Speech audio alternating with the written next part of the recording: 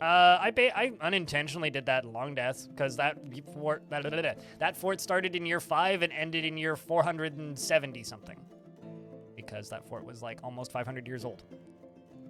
All of the VODs are up on the YouTube channel, but I don't know if I'd recommend watching them. We're gonna play some Dwarf Fort. What do you think, chat?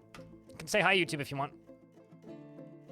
My friend Kevin went to that tour, and I'm endlessly jealous and mad that I didn't go. All right, back into Bouldergate. Hey, swimming carcass.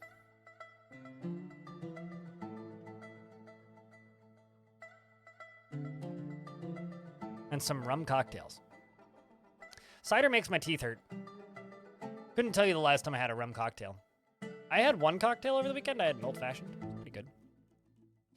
All right, so yesterday, or not yesterday, but last time we streamed this fort, we found this. So that's the plan for today. We're going to make this accessible to the surface all the way up here.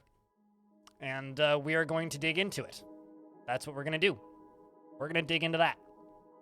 That fun tube, which is admittedly pretty far away from the fortress, but with a little bit of finagling, we should be able to get over to it, I think.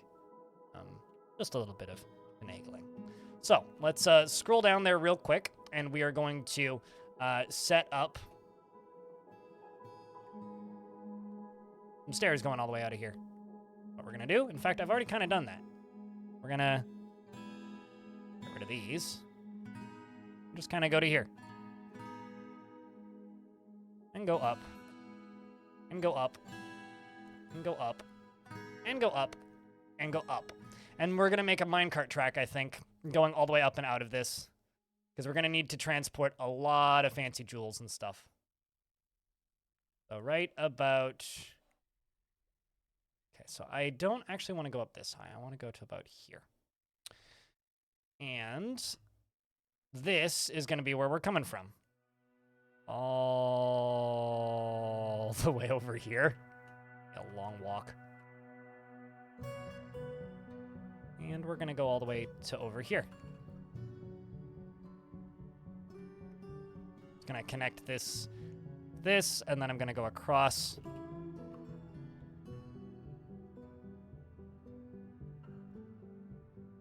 Kind of cut the corner off a little bit.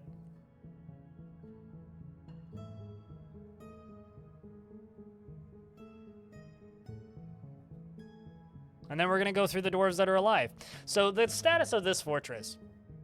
Lots and lots of death. Lots of things have happened. Lots of negative things have happened. Many people have died. Many oopsies with lava. Most of them fine. Some of them not so much. Bradium, thank you very much for the second month. Welcome back.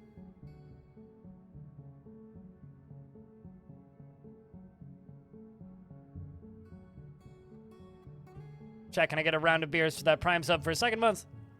We scroll up to here. This is the fortress, of course. The glorious fortress of Bouldersgate. Darius, thanks for the $10. Yay, death. Morning. Crypt metal. I'm awake now. I like how this happens almost every stream. There will be a hype train, and then like 15 minutes later, people will start like cheering bits and stuff. And it's like, man, hype trains are always too early in this chat. I wish I could like skip a hype train.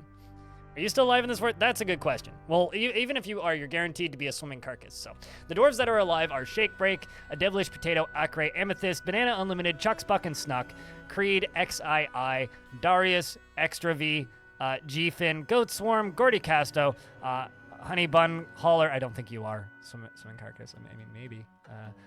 Jess, Kira Live, MB Audio, Nimlark, Non-Major Nerd, Novice, Presme, Raging Cave, Ranger Rick, Raw Meat, Rolf, Safe Keeps, Snail, Stone aka Seashore's Wall, Super Siege. Oh, no, you are Swimming Carcass, who is a Marks Dwarf, or a hunter. Tele, Suited Giraffe, Warfu, and that's everybody who's alive currently. I'm alive! I'm alive! I'm alive! Sorry, it's just, I fell into Disturbed for a second there. Looks like Creed is a nervous wreck, but truly fulfilled by assisting those in need. Sometimes it's good to be a nervous wreck, you know what I'm saying? Very important question is, Lyagushka the bear is still alive? Well, that's good. And is Elfie Beans still alive? That's the question. Elfie Beans is in fact still alive and is currently available as a pet. We're gonna make Elfie Bean, or is currently unavailable as a pet, so we're gonna make Elfie Beans into a war jaguar and get her connected to somebody so that Elfie Beans can be a pet. Because I feel that Elfie Beans should be connected to somebody of importance. No, not I'm awake and I'm alive. Just I'm alive. Also, I haven't thought about Godsmack in a really long time, so thank you for that. Cattlebat? What?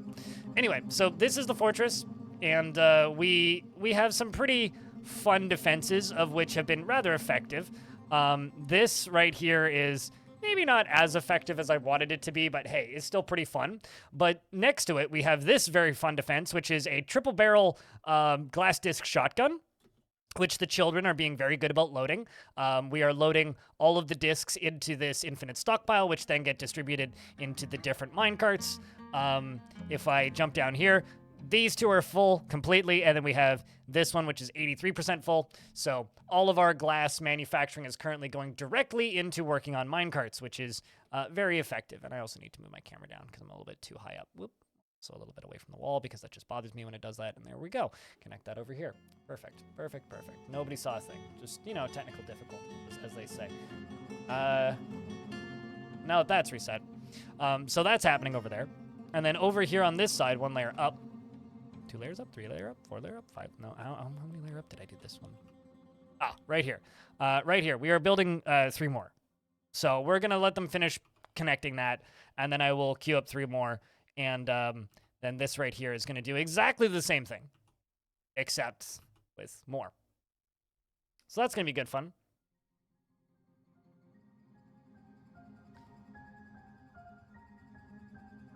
Very notable dwarf. Well, at least you're not motionless in white, because then your music would just be cringe. But Stone in white, who's making serrated glass discs currently, is 42 years old. And she never acts without prolonged deliberation, even to her own detriment and the harm of those around her.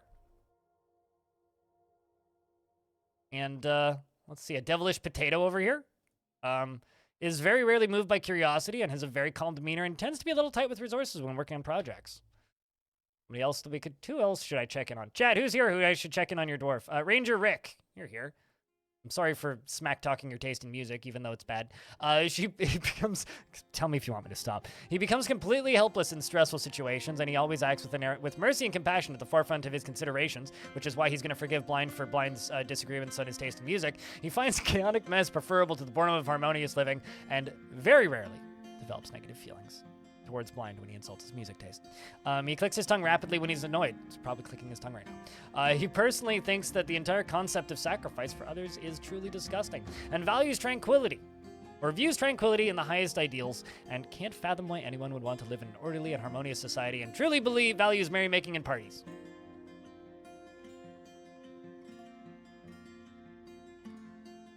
Is a member of the Craftsdwarfs Guild and the Farmers Guild. Is a member of the Rack of Princesses and a former member of the Mechanical Denomination. Previously was a religious dwarf, is now no longer.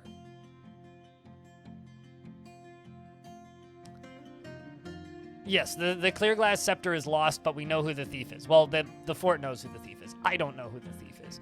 And I am also on a quest to get the strangest animal people possible into the fortress. I don't know if the Tick Man is still here, but there was a Tick Man walking around the fort for a bit.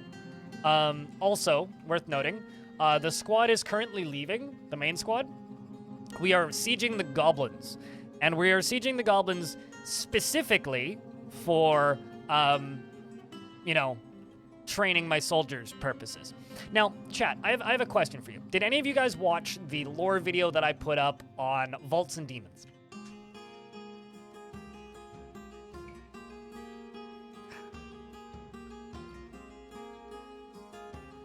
Yes, yep, okay. Well,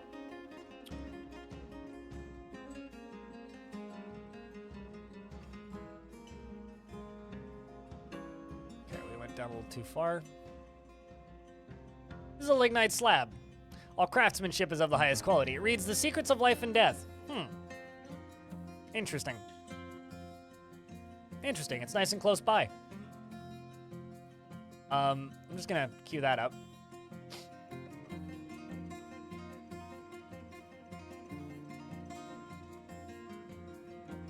I don't know what we're gonna attack, but we're gonna go steal a slab or two, maybe 3 even, and see if we can find some fun creatures.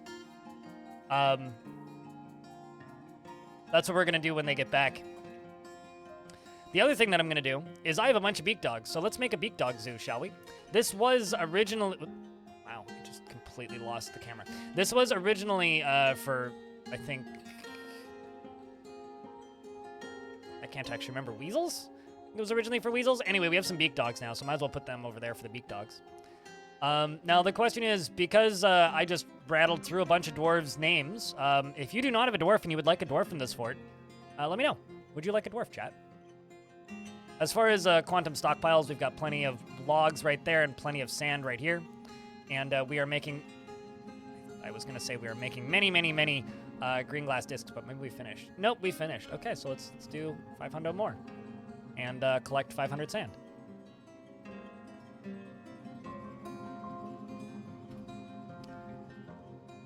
A beak dog, yes, beak dogs. Dwarf you up, Montycore? Alrighty, Montycore. Montycore. You seem like a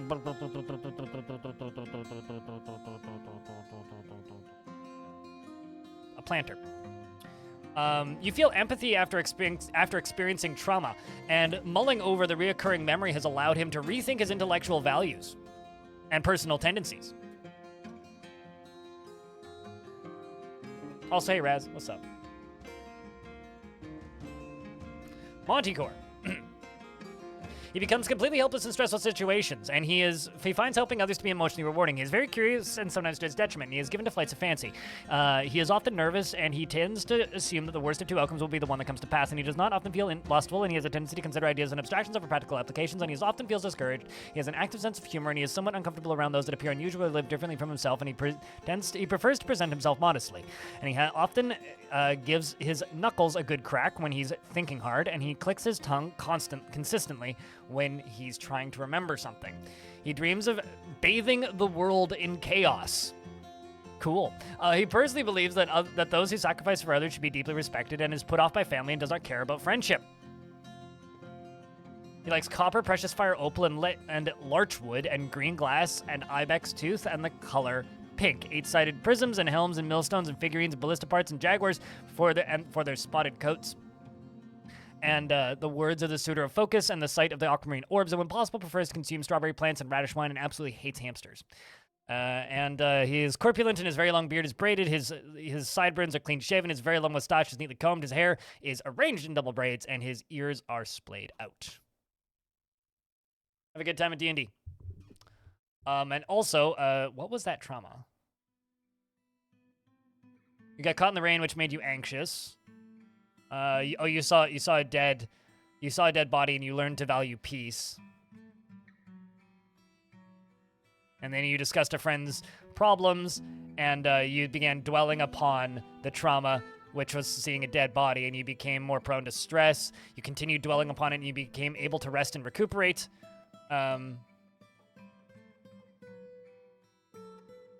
And now you're also dejected upon wearing old clothing. Well, there you go. Next up is Raz. We'll do a handful here. Raz. Raz,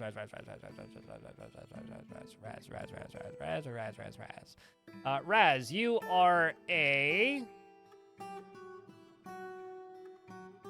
bone doctor.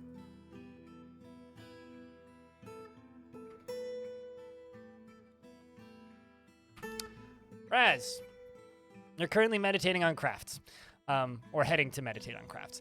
He is shameless and absolutely unfazed by the thoughts of others. He is inattentive to detail in his own work and often sad and dejected.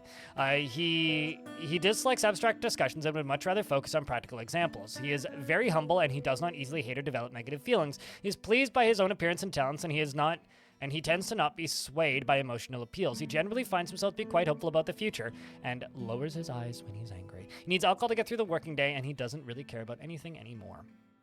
Dreams of raising a family and personally believes that little is better in life than a good party, and greatly respects individuals that persevere through their trials and labors, and finds maintaining decorum a silly and fumbling waste of time. He likes diorite zinc and star ruby, and walnut wood and low boots, and pigs for their sense of smell, and giant foxes for their cunning, and when possible prefers to consume giant emu and bumblebee mead and rice flour, and absolutely hates moon snails. His hair is incredibly straight, his very long beard is braided, his very long sideburns are braided, and his medium-length mustache is neatly combed. His very long hair is tied in a ponytail, and his teeth are widely spaced.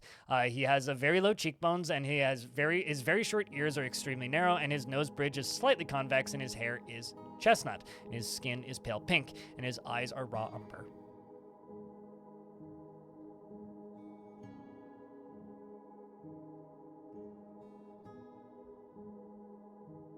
All right. Who's up next? Who's up next? Great Padinsky. Patty the Great. Patty the Great, aka Great Padinsky, is going to become a baron because Great Padinsky sounds like a baron name to me.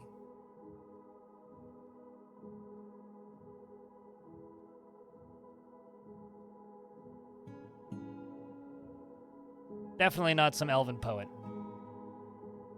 But this one. You know, actually, we'll go with the Baron Consort. Great Padinsky. I think I spelled that right. That was from memory. Asmil Scribe Bronze, the Great Padinsky, is the Baron Consort of Rampart Trays, and your wife isn't here, who is the Baroness. So, you know, you're just hiding from the Baron. He often finds himself changing his mind to agree with somebody else, is prone to strong feelings of lust, and often feels discouraged, and he is quite ambitious, doesn't focus on material goods, and is curious and eager to learn generally, and he is grateful when others help him out, and he tries to return favors. He is a little tight with resources when working on projects, and he can handle stress, and he likes sprawl, and he is not inherently proud of his talents and accomplishments. He dreams of crafting a masterwork someday, and personally does not care about friendship, and he likes limestone, steel, and sapphire, and desert lime wood, and giant ibex leather, and ballista parts, and goats for their eating habits, and badgers for their underground communities, in the words of the ignited brain, and when possible prefers to consume foxtail, mullet beer, and 2-grain wheat flour, and absolutely hates rats. And let's see. His nose bridge is incredibly concave, and he has a grating, raspy voice, and his teeth are gaped, and he has a deeply recessed chin, and his medium-length beard is braided, and his short sideburns are neatly combed, and his very long mustache is arranged in double braids, and his hair is clean-shaven, and he has a slightly upturned nose, and his aquamarine eyes are slightly sunken, and his somewhat short, small-lobed ears are somewhat splayed out, and his hair is gray mixed with white, and his skin is cinnamon. Are we human or goblin dancer? Is that the question? You guess, Sentient Potato. Sentient Potato only guesses. Well, I guess in that matter, we'll give you to the Lady Consort Goblin.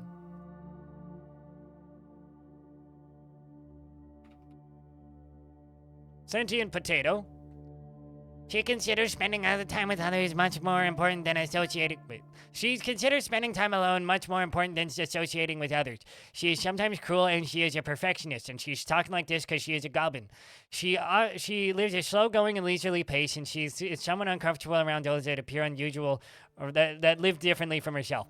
She is very calm demeanor, and she has strong urges and seeks short-term rewards. She tries helping others... She dislikes helping others, and she is quick to anger. She likes to brawl, and she is pleased by her own appearance and talents. She is slow to trust others, and she doesn't mind wearing something special now and again. This is really difficult to do, so I'm going to stop doing it. She generally is she's rarely happy or enthusiastic, and she tends to be a little wasteful with projects when working on projects, and she tends to assume that the worst of two outcomes will be the one that comes to pass, and she tends to not be swayed by emotional appeals, and when she becomes exasperated, she begins to speak very deliberately. She personally is completely put off by the idea of friends, and she finds fair dealing and fair play. She respects fair dealing and fair play, and she dreams of attaining a rank in society. She likes stoneware, ruby, and giant Rias macaw leather, jute paper and suns and toy axes and the sound of the top songs when possible. Prefers to consume grizzly bear and sorghum beer and absolutely hates rats. Her hair is extremely long, her somewhat short ears are flattened, her nose bridge is slightly convex, her hair is lavender blush, and her skin is gray, and her eyes are red. See, here's the thing. It depends on what particular lore you subscribe to. I don't subscribe to 40K where everybody's British. So no, they are not Cockney from London. They are very much not. They just have a slight lisp. I definitely grew up with dwarves, yeah, but definitely a goblin too. I mean, is a consort of a dwarven civ, so, and also has the name Burr Hellcruise. So you know.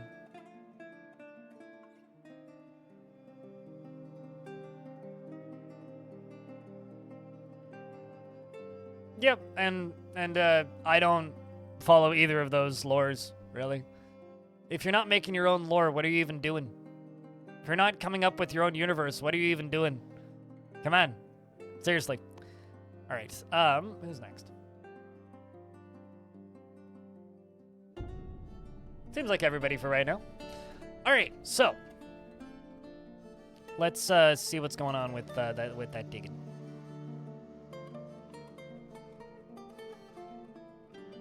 We be digging. Digging along.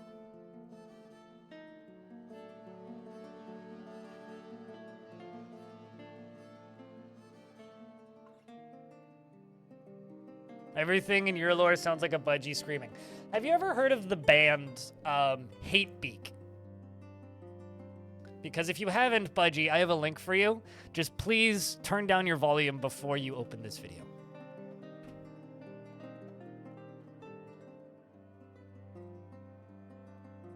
This is the classic song Molt Thrower by Hatebeak. Till and Artho, how are you doing today? It's good to see you. Very classic metal song, frankly. Also, Talon, because, like, you know, this is a tradition at this point.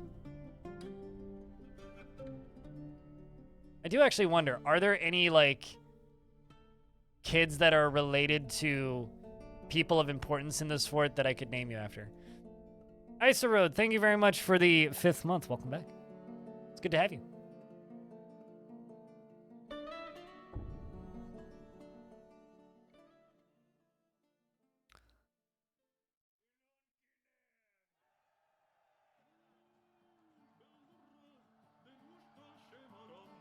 Also, this hasn't happened in forever. Apparently it's party time, chat.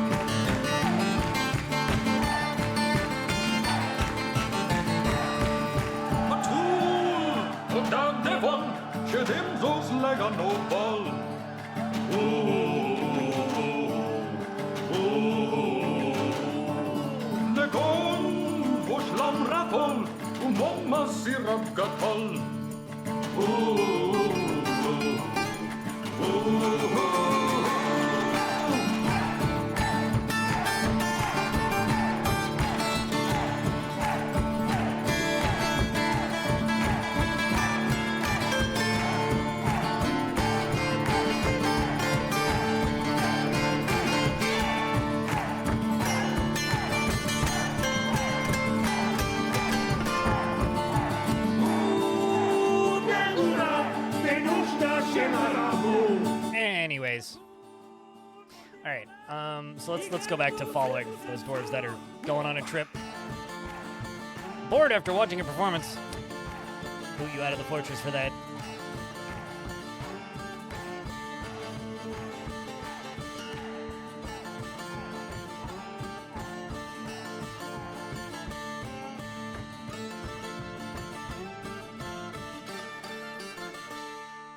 Party bear? I mean, there's several party bears. The bears are pretty ready to party in this particular fortress. All right, so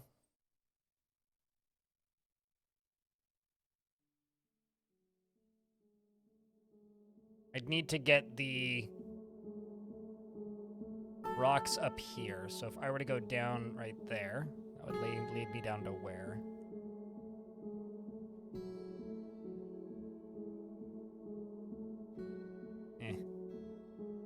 Go right through the back of this person's bedroom. Right through that. No, that's not going to work. So I need to connect. I actually want to do minecarts from here because we're going to need to bring them quite far up. I need to like go all the way over to here maybe, which is actually perfectly reasonable.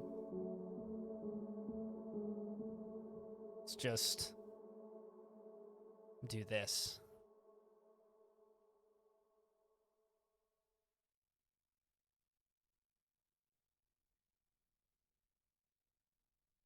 How is the zoo doing? It's still a zoo.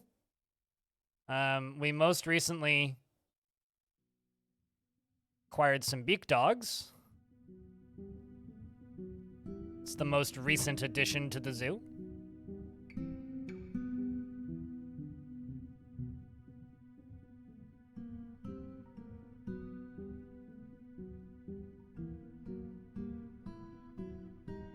Hope I didn't screw this up.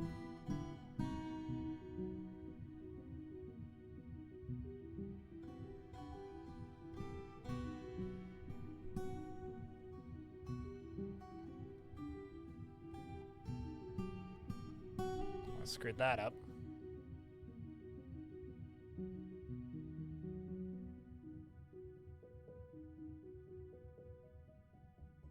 There we go. Once they're done digging that out, then we'll figure out where we're going from there. They're going this way. Nope, definitely didn't. I was barely looking at the Discord. But you had, an unmined wall break in your fortress. Near as I can tell, it's an agitated raven that caused it. That is not possible. There's nothing in the game that can dig a hole. So my theory is that you chopped down a tree that was on top of it. If it was dirt, it was a tree that was chopped down, because trees being chopped down will remove the block beneath them if there's only one block beneath them. So that's my theory. It is completely and utterly and totally impossible that a agitated raven did it, because that's not mechanically possible. I thought that the question was answered in Discord, which is why I didn't bother responding. It was 100% a tree. Even if you don't remember chopping it down, it was a tree. It has to have been a tree, because there's no mechanic in the game that will allow for things to remove dirt. Nothing in the game can dig.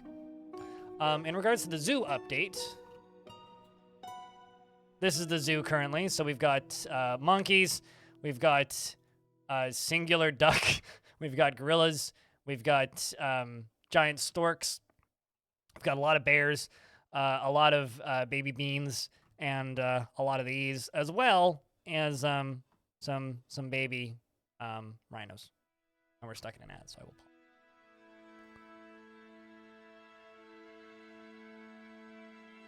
But yeah, no, it's impossible that it was a giant agitated raven. I mean, no cavies for zoo. Cavies aren't animals; they are useless piles of flesh that do nothing of value. So no, I do not want cavies for the zoo. Yeah, no, it is completely impossible that a raven did it. It's 100% impossible. 100%. You have to have accidentally dug it. Even if you went back through the VOD, you have to have accidentally dug it somewhere. Because nothing in the game can carve out dirt. Like, there is no mechanic for that in the game. Adventurers can't even dig in adventure mode.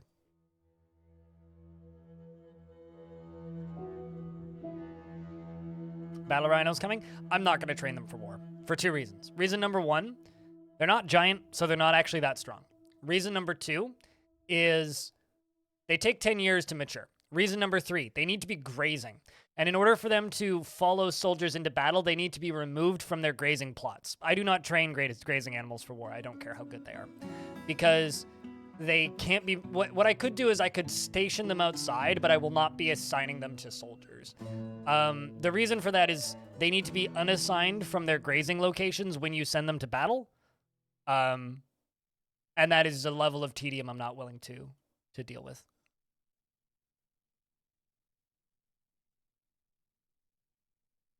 Just period. I'm just not willing to deal with that.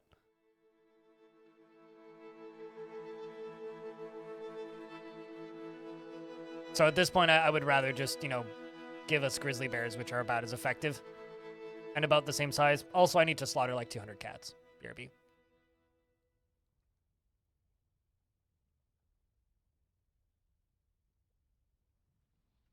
As well as a water buffalo, apparently. And a bunch of grizzly bear cubs. I do not need this many baby animals. Nor do I need this many grizzlies.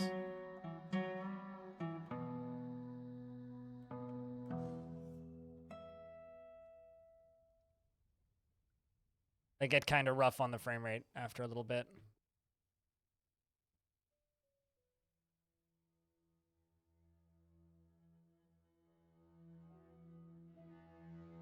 And also I need to assign Elfie to an owner.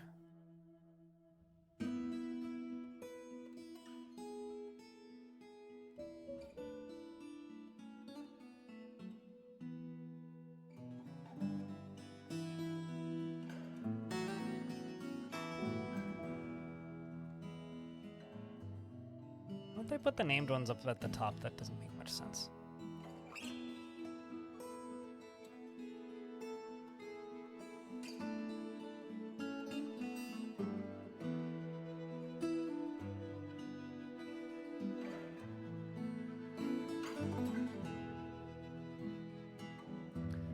Your most successful fort fell to goblins because you cut down a tree above one room. Yep. Below the surface. I feel like everybody does that once. Cats are the other vile force of darkness? They can be. They certainly can be. But yeah, no, I mean, I've managed to dig through walls accidentally a dozen times. So I firmly believe, Talon, that you've, like, gaslit yourself into thinking that you didn't do it, but you absolutely did. Because there is no mechanic in the game that could allow that to happen. Unless you have some weird mod installed that does, that I'm unaware of, which I don't think you do. There is no mechanic in the game that can make that happen, which is why I didn't respond to that comment in Discord, is because I assumed it had already been answered by the person who said there's probably a misclick or a tree.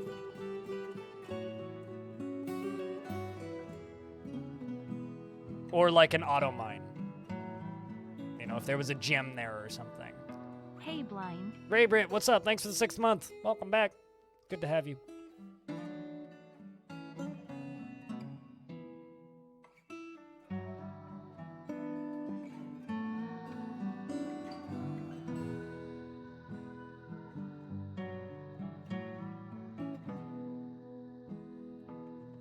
Felling trees will leave a hole in the ground. Yep. If there's no layer beneath it, they will remove the tile on the ceiling or the walls. Without seeing it happen. Yeah, unless you actively saw something dig through it, I'm relegating it to an auto mining incident, an accidental click, or a tree. Like, or something caving in the ceiling. But then you already dug through the wall. Yeah, there is no mechanic that can do that.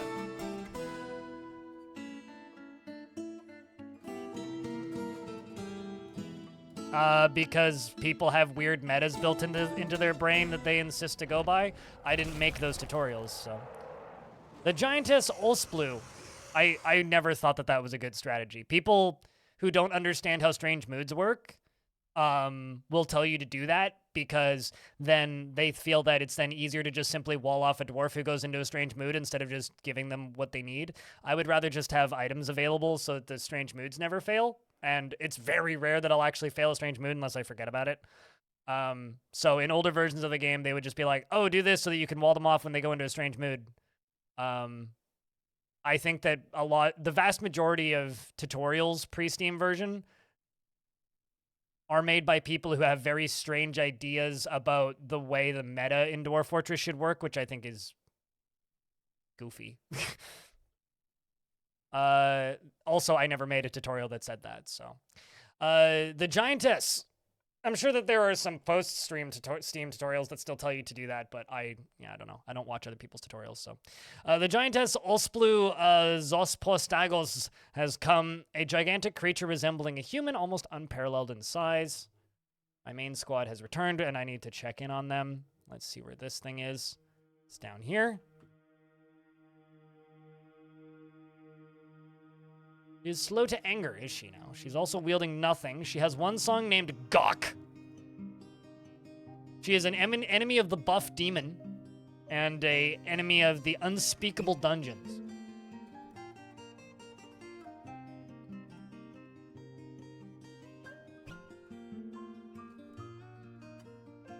Giants are not trap avoid, no.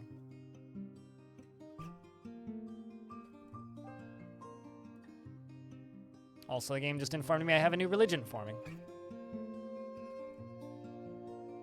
A crystalline something or another.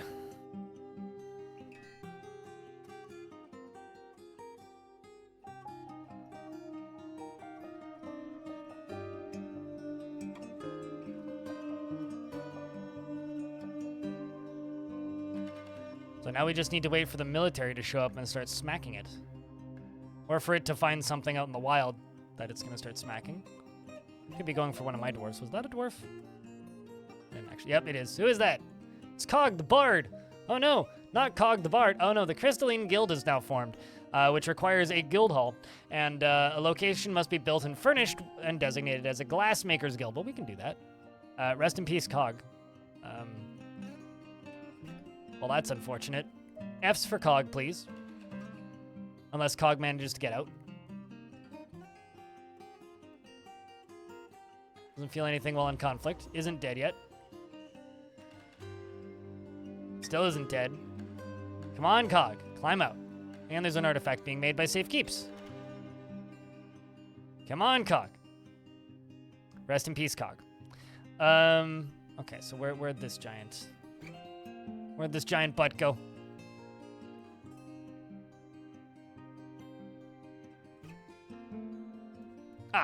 Is now fighting with my military, specifically Novice, who is dodging around the giant and I think just killed it 1v1. Nope, didn't kill it. Who killed it then? I guess it was you? Ast? Yep, Ast got it. Who is now, by the way, going to be named Cossack Mykola. My Sharona. He presents himself modestly and frowns on any flashy accoutrements, and he has great trouble mastering fear when confronted by danger. He doesn't cling tightly to ideas and is open to changing his mind and is often cheerful. He generally is quite confident in his abilities when undertaking specific ventures, and he doesn't focus on material goods and doesn't seek out excitement, and he tends to think before acting, and he generally finds himself to be quite hopeful about the future, and he likes art and natural beauty, and he has trouble by this since he dislikes the natural world, and he occasionally overindulges, and he tends to not reveal personal information, and is swayed by emotional appeals, and is very humble, and isn't particularly curious about the world, and he needs alcohol to get through the working day and doesn't mind being outdoors at least for a time. He personally dreams of creating a masterwork someday, and personally dislikes cooperation, and doesn't care if others take the time to master skills.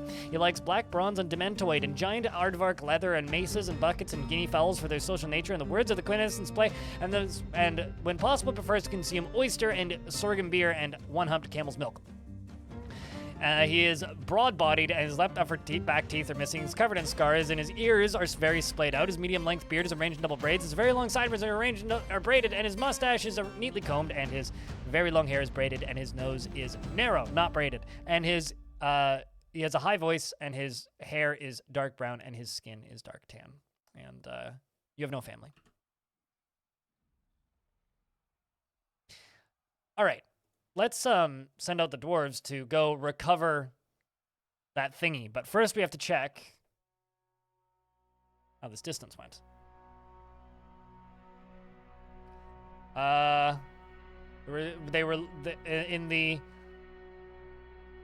We attacked the doomed curse of the vice of contagions at Spidery Starve. Lore led the attack, and the defenders were led by the goblin Atu.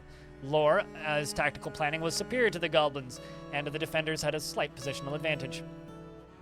We did lose a jaguar, Goden, and Goden kind of got hit pretty hard. But at the end, we did clash with Lore Ultra Roof. Lore Ultra Roof clashed with 5 goblins and slayed them. So the commander of the squad slayed 5 goblins at the end, which is pretty good. So we're going to go back up to missions here, and we are going to try and recover this item from the Ashen Tomb. And I'm going to send 2 squads. So we're going to send these guys and these guys. And these two are going to go back to training. No family. I mean, back in the day, earlier versions of the Dwarf Fortress, if you had a dwarf that required shells, it was considered a possible soft lock, no finishing the mood. I mean, it's the same with shells. You see, here's the thing. That's still a thing, and it's also still not a problem. Like, quite literally, it's still not a problem. You can still have dwarves that require shells, and it's an extremely rare occurrence that they require shells. And also, buy some shells. If you have a bunch of dwarves that are partial to shells, buy some shells.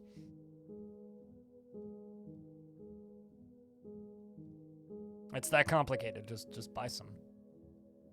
Speaking of...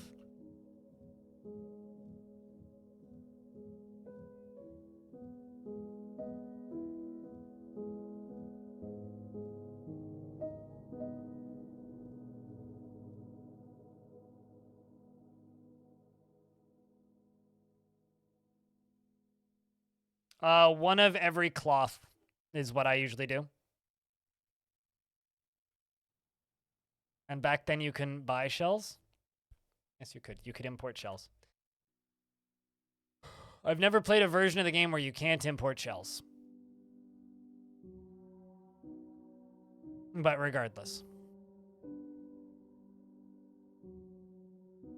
It was still never a good strat, nor was it ever necessary.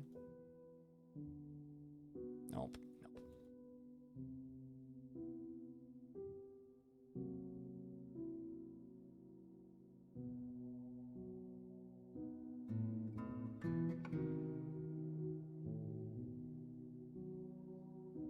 Where are you headed?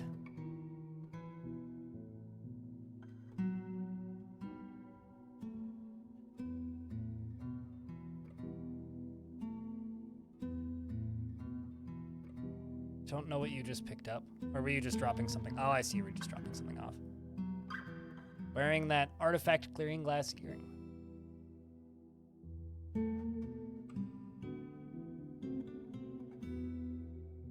There is no mod that does that. You have to use external software. Ranger Rick. Like, Dwarf Therapist will do that, but you don't need it. It's not important for you to have that information. It just leads to you over micromanaging your dwarves. So no, there are no mods that do that. Really need a better way into here.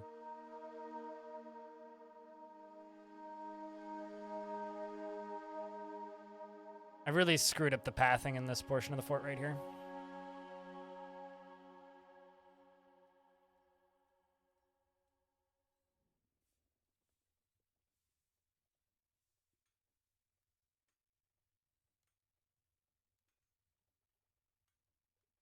Like, really screwed up the pathing in that portion of the fort.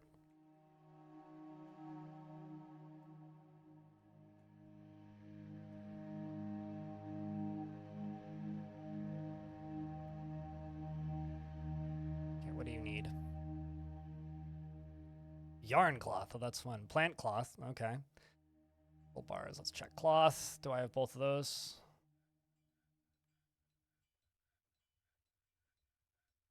Yep. I got both of those. So what else do you need? Rough gems? Possible I don't have any rough gems.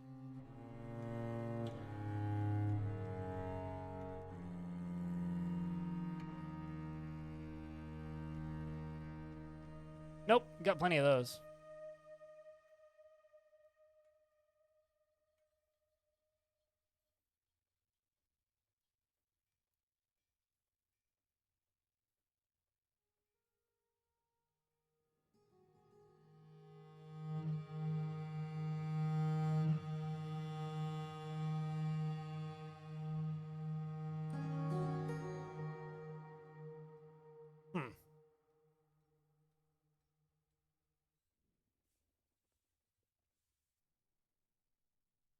I mean, I got plenty of wood.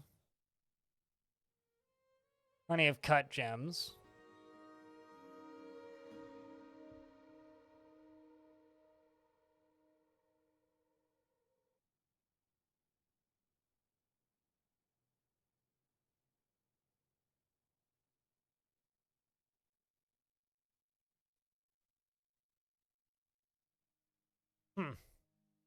Yeah, it might just be more raw glass. I mean, how much raw glass do I have? I was under the impression I had more, but... I mean, I got tons. Oh no, we need more green glass, right? Let's just do that. Raw, green, glass, 15, I guess.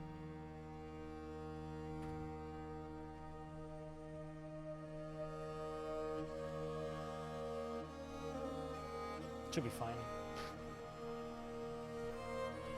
There is no mistakes in Dwarf Fortress. There is only fun, Cossack. So don't micromanage. Micromanage like half a dozen dwarves, or maybe a dozen dwarves, right? So here's the thing, right? And this is my favorite analogy for Dwarf Fortress. You know how, you know this indie series of books? It's called, it's pretty niche. Not many people have heard of it. It's Lord of the Rings. They have like a dozen main characters in that series of books, and a few other characters that you kind of know around the fringes. And then everybody else is cannon fodder. You need a lot of cannon fodder in your story, so only micromanage maybe a dozen or 2 dozen dwarves tops. Don't worry about the rest of them. The vast majority of them are completely irrelevant. Just simply play around them and have fun, right? If you're trying to micromanage every single dwarf in your fortress, you're never going to have a good time. It's never going to happen. You are going to hate the process of it because it's literally impossible. So ignore the vast majority of the dwarves in your fortress and you'll have a much better time of things.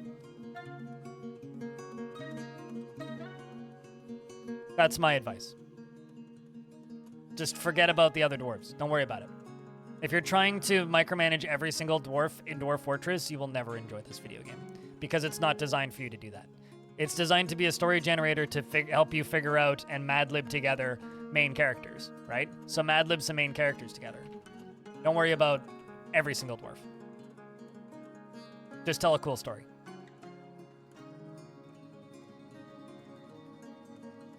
Like name the original 7 and make them your main characters. You know, name your first migrant to dreams of ruling the world and try and make them into the king. You know, like worry about the generals of your military, the captain of the guard, like the ones that are very easy for your brain to develop a narrative around, and whatever works the best for you. I work with that. Don't worry about naming every single dwarf, because that will be virtually impossible. Especially once you have, you know, hundreds and hundreds and hundreds and hundreds and hundreds of dwarves. Nickname a dwarf that, you know, punches a giant to death and work with them, you know, that kind of thing. What are the benefits and challenges of opening the caves early? Here's the thing. I don't like answering questions like that. Because what are the benefits and challenges? Plenty. That's up to you to figure out. Go have fun. If chat wants to answer the question, go nuts. I just enjoy playing Dwarf Fortress is the benefits and challenges of opening the caves early. There's nothing wrong with it.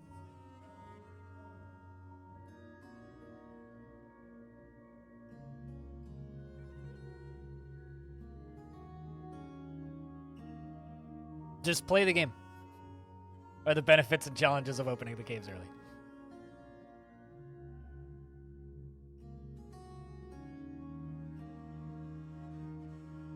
The only way that you can play Dwarf Fortress wrong, in my opinion, is if you're only building on the first layer below the dirt. That's the only way that you're playing Dwarf Fortress wrong. As long as you're not doing that, you're playing the game correctly.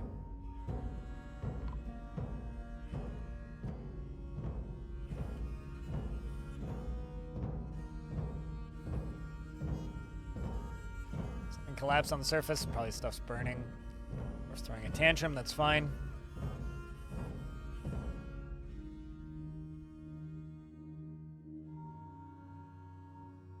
Weekend fair?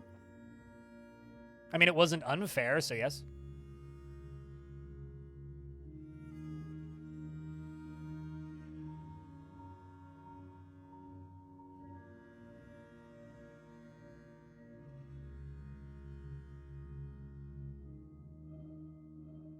Why do you worry about the aquifer, Montecore? Just dig around it. Or through it and then don't worry about it. Perplexed by this whole concept of having to worry about an aquifer.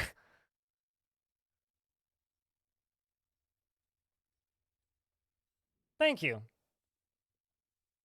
I'm trying to figure out how to say your name. Ninja Sky? I think that's how you say that.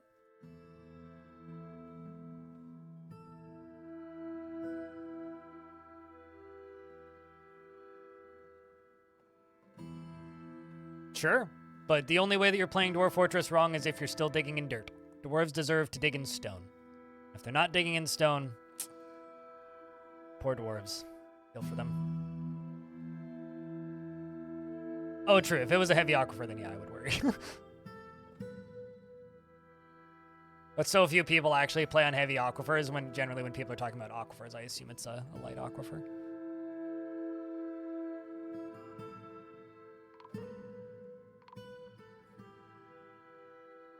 Stuff burning. Yep, okay. 'Tis the way of the fort.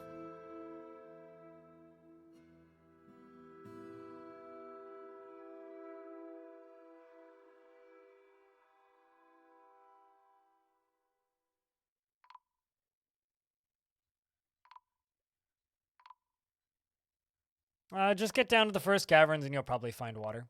I wouldn't worry about it too much.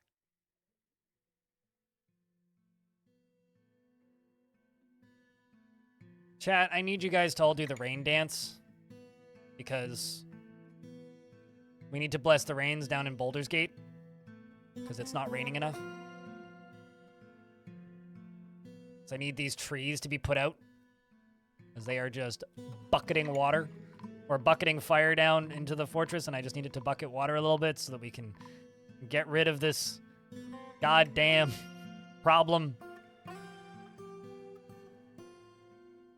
It's genuinely becoming a concern.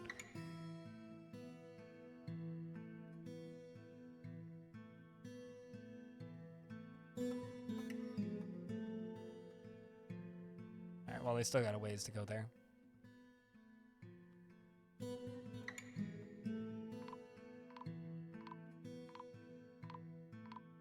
Double silting a heavy aquifer is so hard, but it's suck fun later on? Suck fun. I mean, sure. I won't deny that statement. No. You're not allowed to spell correct that. It was perfect the first time. I like this. Dwarven child, destroy building.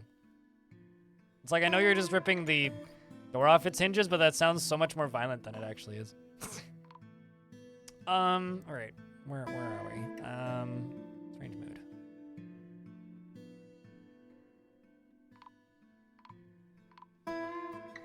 Okay, hauling platinum. Well, that's good.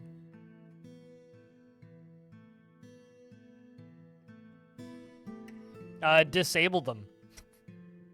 Ninja Sky is what I do. You can also, so they don't infinitely spawn. They spawn 10 at a time initially, and then ramp up, and then once you have a higher population, they spawn 50 at a time. I set them to spawn 2 at a time, and then spawn 15 at a time. So the most that I can have on my map is 60 instead of 400. Which fixes the problem, and also makes them less of an annoyance. Or if you use dfhack, do this and type in exterminate, then press enter, and be like, oh, old man? Okay, so exterminate old man. Done.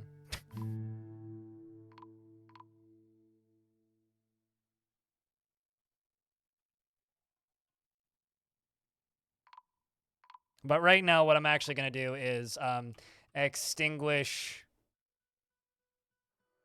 all. Eh. Had to be caps. All. Eh. Extinguish. One. All. That it? Nope. What was the actual command? I always get it right eventually.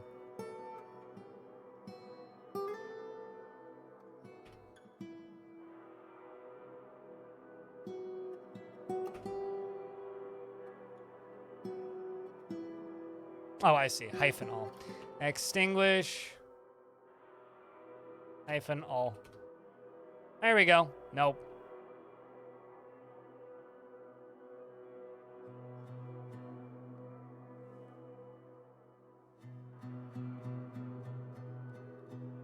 There we go. Wasn't supposed to be caps. Anyway, the rain has come. The fires are out. Life is better. No problem, Taylor.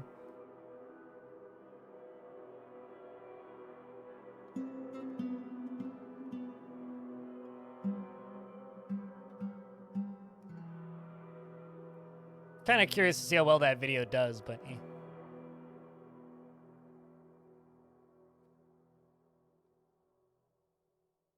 Not very well, I expect, but yeah, I'll maybe do 2,000 views.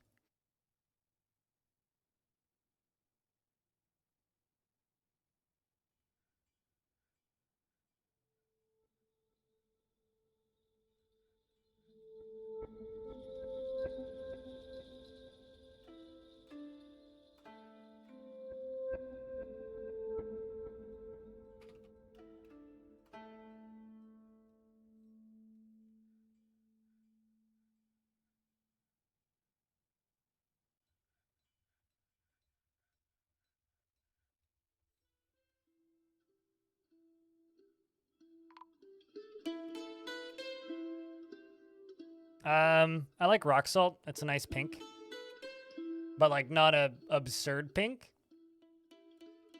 Oh, we found that dude that the giant pushed into the pond. Well, that's unfortunate. Anyway,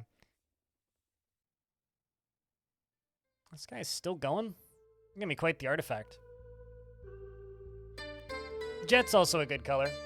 Rock salt's easier to come by. I think my 3 favorite materials to make fortresses out of are jet, rock salt, and maybe like chalk. Chalk is a nice beige. Marble? Marble's white, not vaporwave. You need like pink for vaporwave.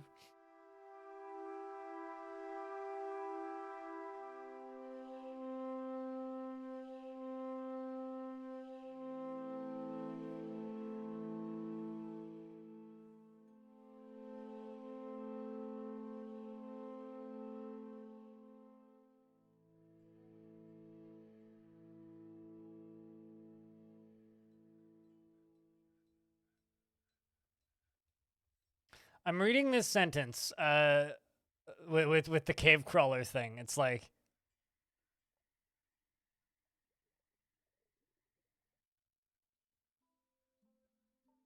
oh, I understand. Like cave crawler is a weird. It's basically a millipede. It's not really something that you talk to, I guess. You like nice? That's fair. Quartzite, yep. Quartzite's a nice color. Yeah, I don't know. It's hard to say. I generally just say rock salt because it's a particularly nice color, but I don't really have a favorite. It just kind of depends on what I find. I just want things to be coordinated. Don't really care so much as long as they're coordinated.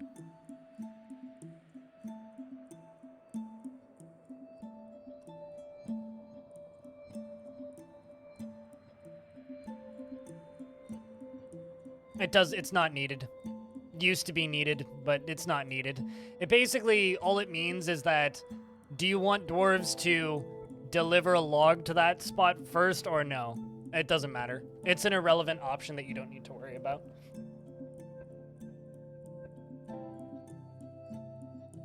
It's basically overcomplicating things for the sake of organization and nothing else, really.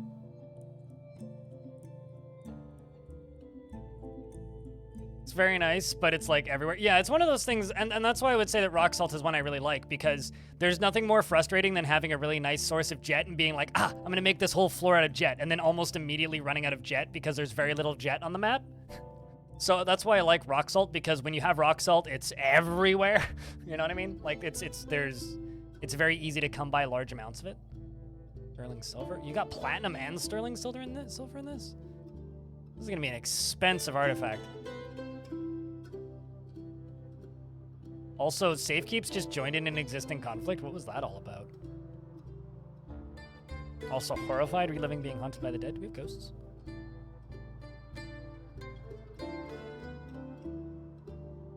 Not currently. Goose. Besides, the most important portion of that tutorial is squirrel.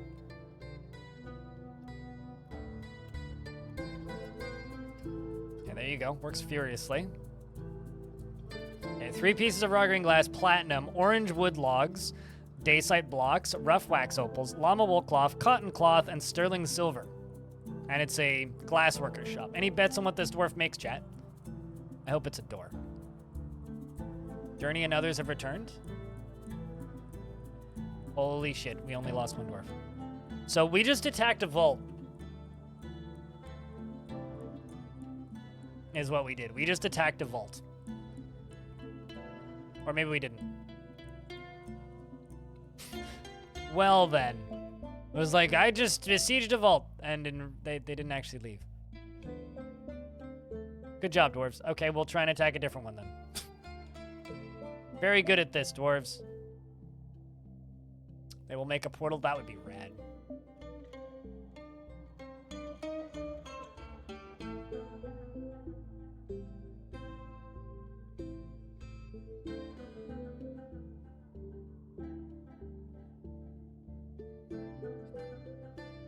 See if I can find another one.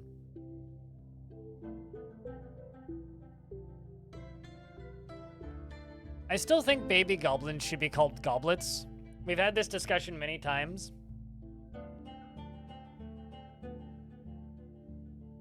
There's another one.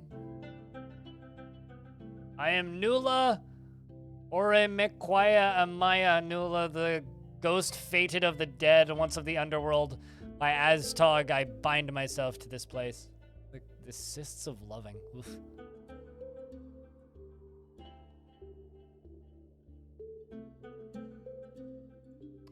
Let's try going for...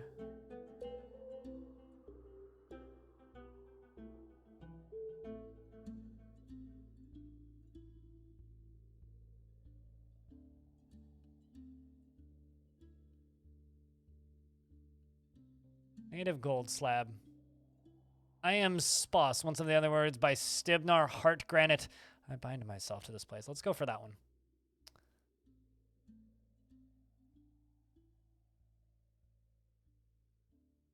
Goblins and goblets. Giblets? No, those are for dead goblins.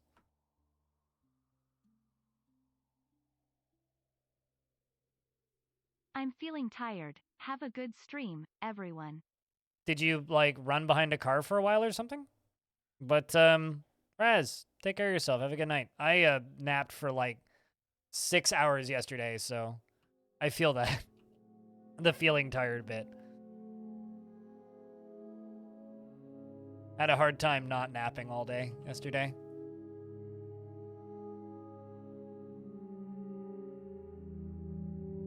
But we'll see you. Take care of yourself, dude.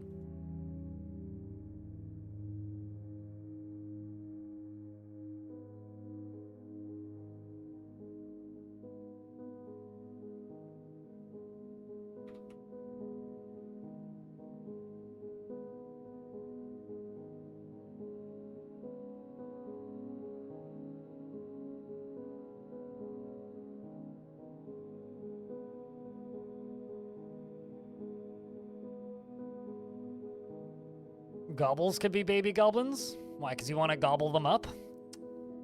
Be a very elfish thing to say. But chat, can I get a big round of beers for Raz keeping that subscription alive for 40 months? 40 goddamn months.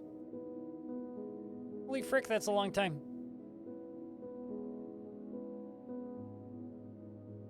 Because seriously, that's a really long time, dude. It's a really, really, really, really, really, really, really, really, really, really, really, really long time.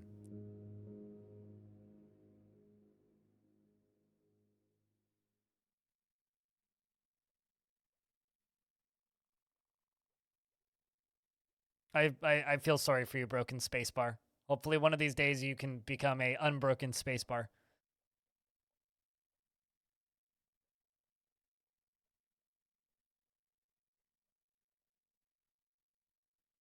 I saw a custom keycap the other day for the spacebar that just said "The Final Frontier" on it.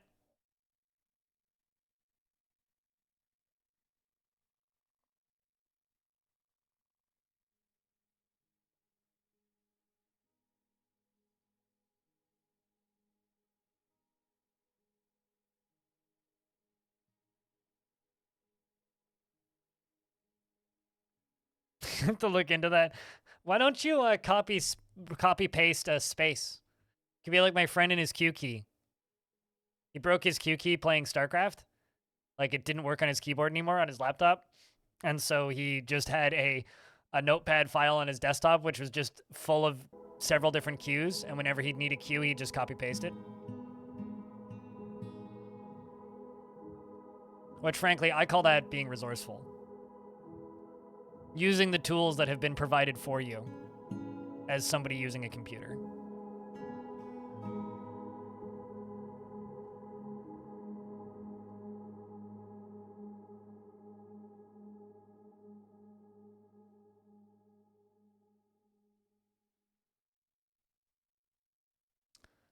The apes of marking, Kosha. Apes of marking. Attending a meeting currently?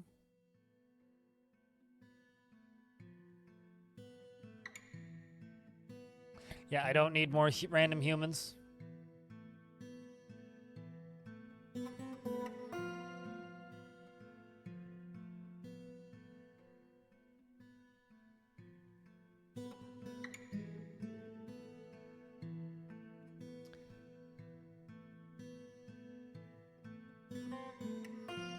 Melt metal objects. When there's at least 10 melt designated items, melt 10 items. Just gonna start melting stuff down.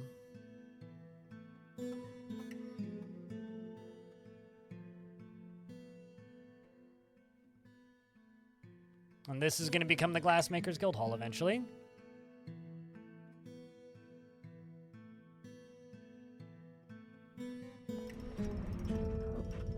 Oh. It's a very expensive toy, is what that artifact was, for anybody who was wondering still. Safekeep's the Outpost Liaison has created Neshes Tunnel Otik Isrish, a green glass mini forge, and offers it to the Dungeons and Dragons. The children will love it, Safekeeps. We thank you greatly. It's like the adult who buys the toy that they always wanted as an adult, instead of like getting it as a kid. This is a green glass mini forge. All craftworkmanship is of the highest quality. It is it is encrusted with rose-cut wax opals and studded with platinum, and decorated with llama wool and encircled with bands of point-cut green glass gems and orange wood and cushion dacite cabochons and sterling silver. This object menaces with spikes of green glass. On the item is an image of round cabochons in green glass. On the item is an image of Ova Spurn treasures the goblin, and Aret murder joked the human in cotton. Aret murder joked is striking down Ova Spurn treasures, and the artwork relates to the killing of the goblin Ova Spurn treasures by the human Aret murder joked in the Dulmurk in the midwinter of 145 during Tastums, the ferocious attack. Of a toy once and then died less than a month later. Kid got a full tomb and a pedestal with the toy on top. Oh no, that's so sad. Yeah, there's something about like dwarven kids making artifact toys that is just adorable to me. Yeah, the main cause of the frame rate in this fortress is just the fact that it's huge and there's tons of people in it.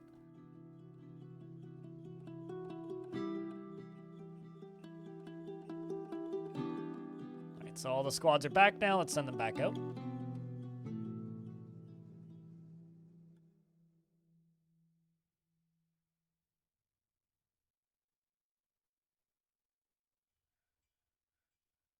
Been on a winning streak, of course, you need to remember to try to not win it all back when I end up losing again. Only bets the last 100. Yeah, only bet what you're willing to lose. You know, if you always bet, if you're subscribed and you only ever bet 4, you will at worst break even. In fact, I think you'll gain 1 ticket per hour if you only like bet 4, but nobody listens to me with the actual strats that work.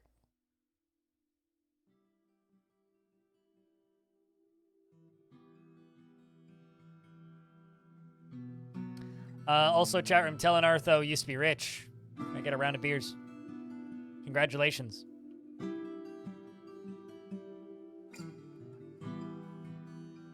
Takes a lot of time to be able to do that.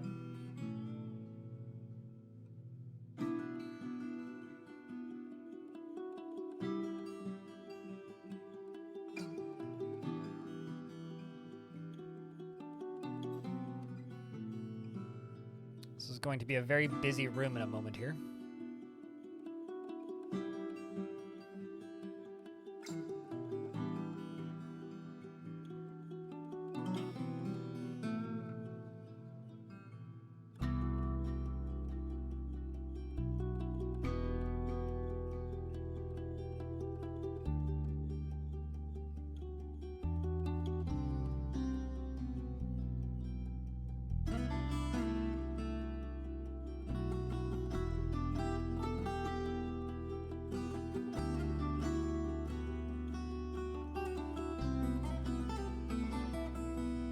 We'll just let them work on that. You're going down here as you need to, slowly.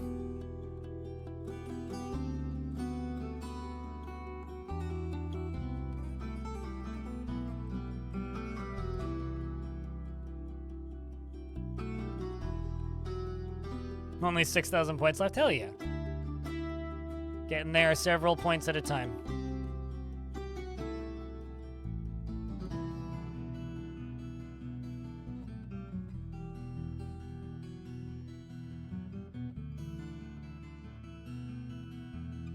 Oh shit, Brimstone. What's up, Stratagems?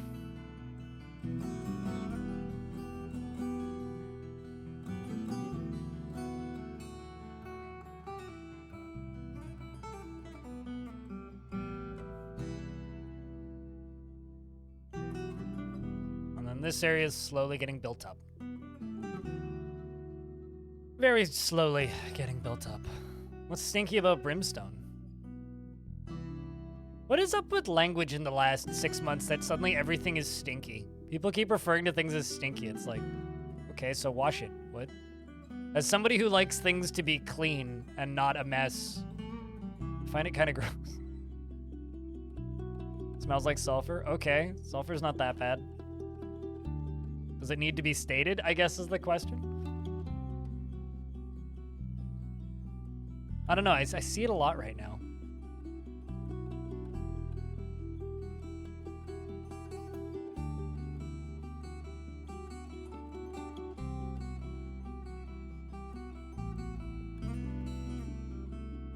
It's just the popularity of that specific word has gone up significantly recently.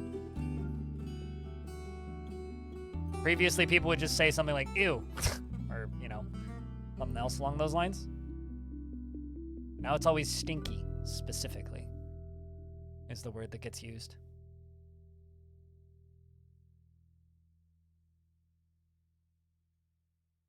I don't know. I think that the word has a very similar, like my brain has a very similar response to that word as some people have to moist. Like, it's not going to kill me if I hear it, but it's like, really? Could we use a different word? That's all it really is. You have tiny humans? Fair. Maybe I wonder if that actually is, because it's like definitely a word that's safe to be used around kids.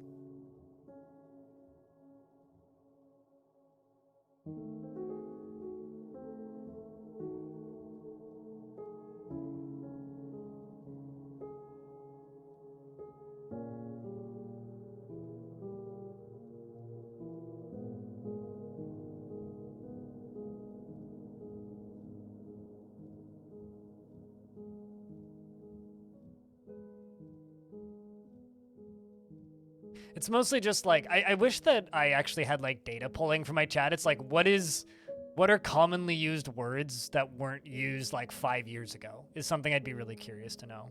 Because I guarantee you, there's most certainly like popularity amongst different words depending on the year. It's like what was a word that was never used in 2018 but is now like suddenly popular in 2023? That's one of those words that I've started seeing a lot. It's just mostly an observation. Let's go up this with clear glass to right there. Continue building those up.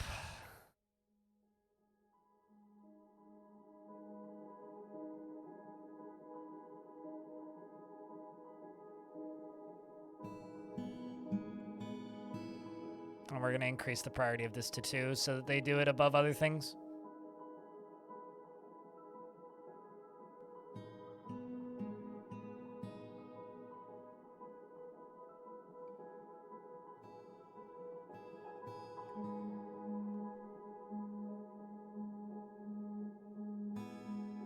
H drops? You mean the word heck?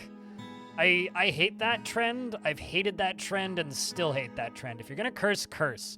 Making other words into non-curse curse words is just redundant. Genuinely bothers me.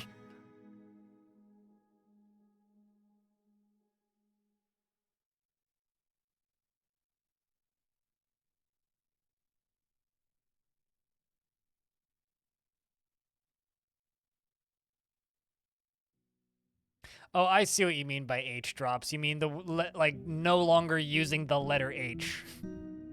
I get what you're saying.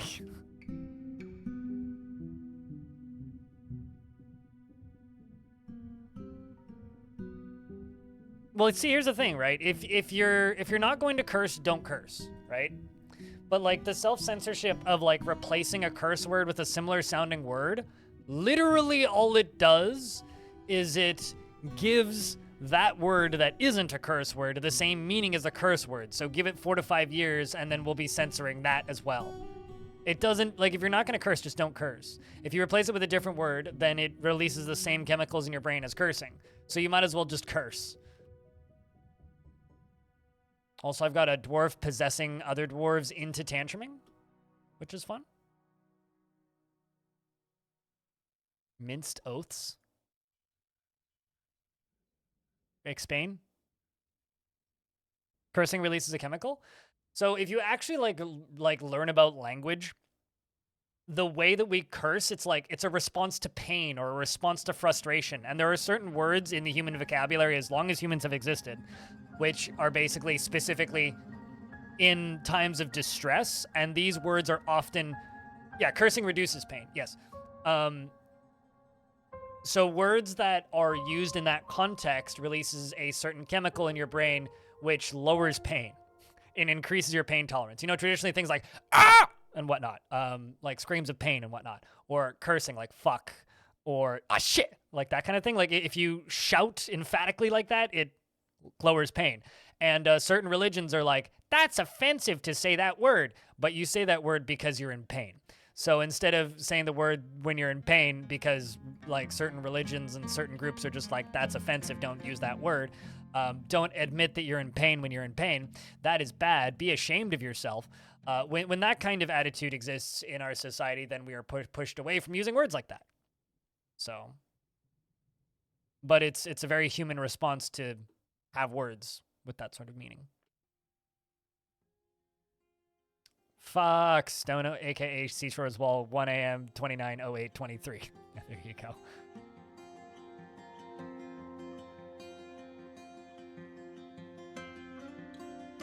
The problem with shotguns and damaging clowns is you only get one shot. If you're trying to damage clowns, I recommend just using ballistas. If you're gonna be firing things through a grate anyway, just use ballistas.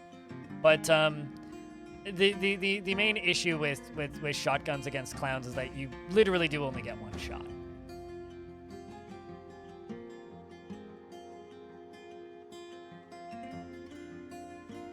And it requires a lot of time to refill them. I prefer to use shotguns in situations where I can reload them.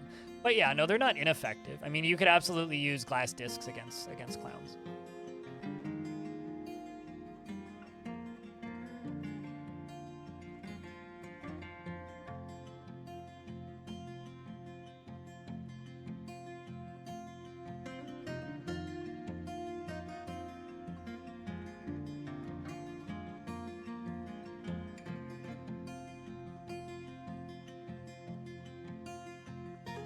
Did I literally only have one glass door? Well, I only had one glass window. Well then.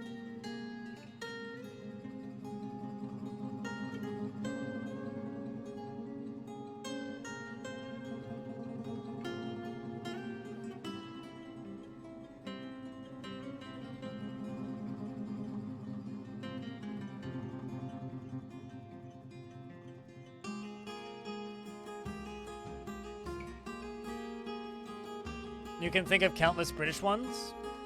Canada is a very, very, very, very, very, very, very big country. So do I know of any Canadian curse words off the top of my head? Hoser? But that's less of a curse word and more of a, it's like calling somebody a dummy or like an insult. Like it's not super offensive. Are there popular curse words here? I mean, the pretty standard ones. Do we have like a really rich slang culture? I couldn't tell you because I live in Vancouver. And the portion of the greater Vancouver area I live in is vast majority Punjabi. So, fuck if I know. Probably swearing in Punjab for around here.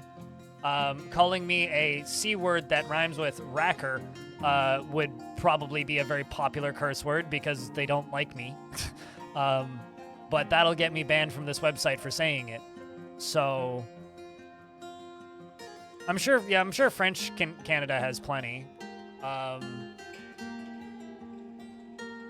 don't know. We're so like, you need to be very monoculture to get popular curse words for a region, and the area that I live in is so diverse. I have no idea. I'm sure the Koreans and the Chinese population around here have their curse words, but I wouldn't know.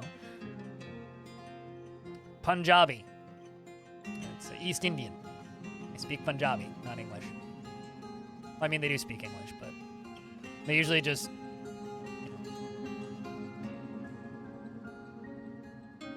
I cannot say the curse word that also refers to delicious biscuits such as Ritz crackers. I cannot say that word as an insult or in reference to an insult because it is considered to be a racial slur, which very much it is. And my old boss used to say, "Hey, look, Dunn," can't say that word, has arrived because I was the only white kid who worked there.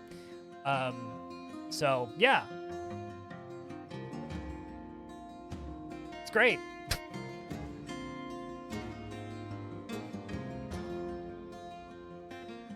That all linked to church words. My favorite thing that I've ever seen in Quebec, which I saw not the last time I was there, but the year before when I went to Montreal, there was a spray painted on... Thanks to @Kimura_Sama for my sub gift. Welcome back, Preoct. There was a giant spray painted, very poorly spray painted thing on the back door of a church. And it just said, "Satan, fuck bad." And it had an upside down cross. I saw that and I just stopped. And I just like kind of chuckled to myself for a minute and then walked away. I was like, sure. Satan, fuck bad. Okay, great. Awesome. I want that on a t-shirt.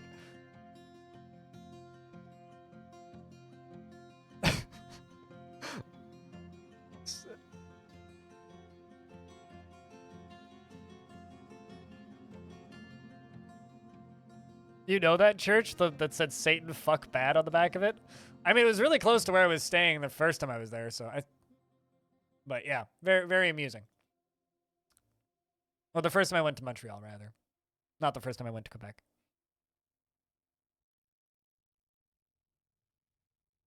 Is that saying Satan is bad at sex or that he is bad? Or I don't know. I think it was written by somebody who doesn't speak particularly good English, is what that is.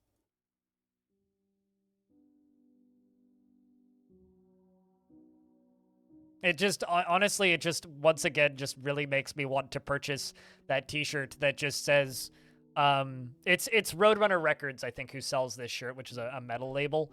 And it literally just says, "Eat pussy, chug whiskey, hail Satan," which is a t-shirt that I've wanted to buy ever since the first time I saw it, and I've just never gotten around to it. One of these days, I will buy that t-shirt, because that is a very good t-shirt.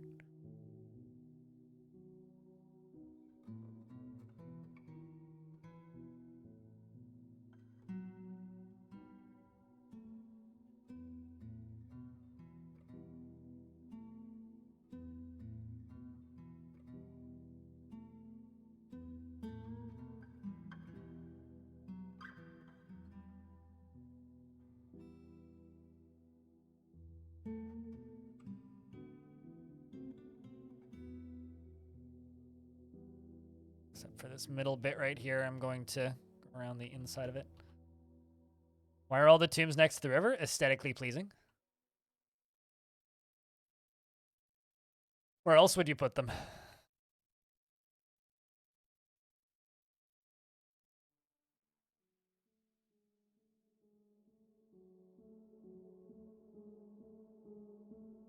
Go top down so that you have an idea of where the lava is. Gordy Casto.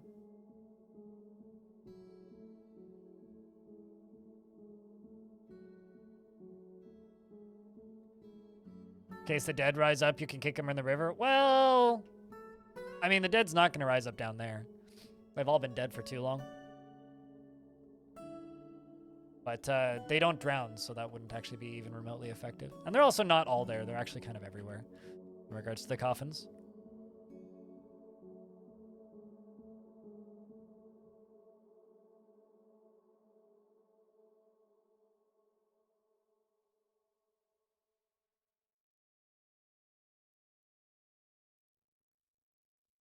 Anyways, I guess the moral of the story there is if you're going to graffiti a church, Google, like, translate check first. But that's all.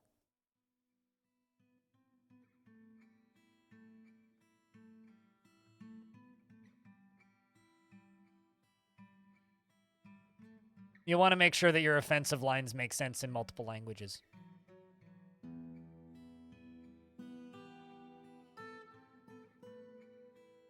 All right, so this right here is going to become a glassmaker's guild.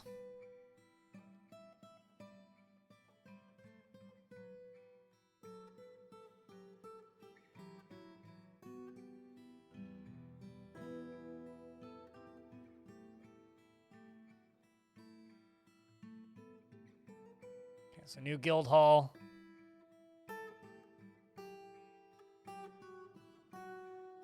Glassmaker guild. Which is valuable enough. We're going to accept that, and it's going to immediately finish once the manager checks it.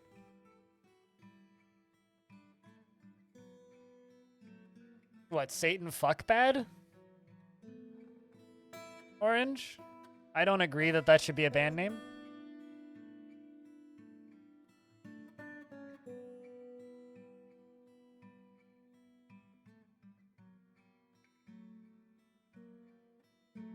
Having ghosts in your fort is the fastest way to, like, kill your fortress due to negative mood. Because dwarves react real badly to having the dead around everywhere.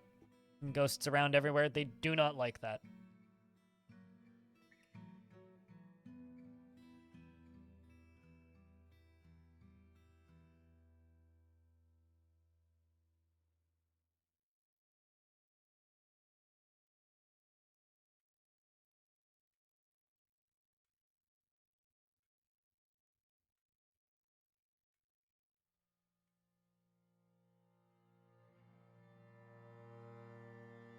Waiting for an ad to end, because we're stuck in an ad currently. Doobie-doop. So also worth noting, the panel that Tarn Adams is going to be on at PAX, at a real quick squint, will probably be streamed. Not sure where. But I will be posting on the Discord as to where it's going to be streamed. Assuming it's going to be streamed. But I will be at PAX West this week. So if you want to meet up, jump into the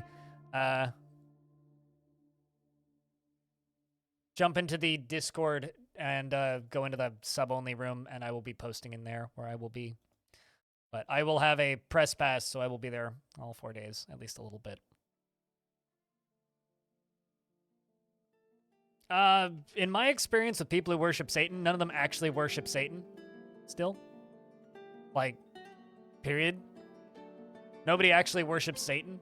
They just use Satan as, like, a symbol to annoy people who genuinely believe in religions as a way of debating and, like, disproving, like, statements that they make. It's like, well, my religion says this. Well, my religion says the exact opposite. Just as a, like, you know, a way of making a point. It's very rare that people who self-identify as Satanists actually genuinely worship the devil.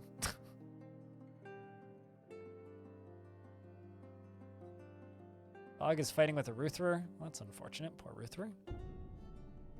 Alright, so let's get back to this. But the best way to get through the adamantine spires, now that we're through the ads, is just place glass on top of them, and then you can actually see what's below them, which is what I'm going to be doing. It allows you to pinpoint and spot where the monsters are, etc. Whew, that's a little sketchy.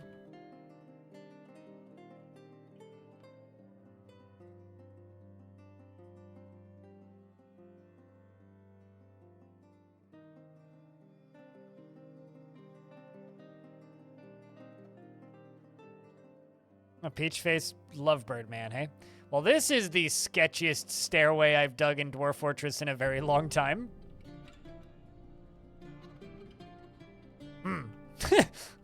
Well then. Might need a railing on this. What do you think, chat? I think this needs a railing.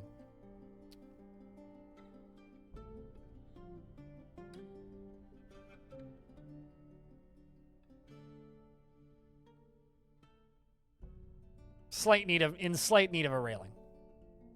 I'm also going to build a wall across here and a wall right there. And also a wall right here. Never mind, it's totally fine. Are you sure? I don't know. I think all the dwarf needs to do is just get slapped by a Crundle and then dwarf is dead. You think it's good the way it is? I think I'm going to put a railing on this.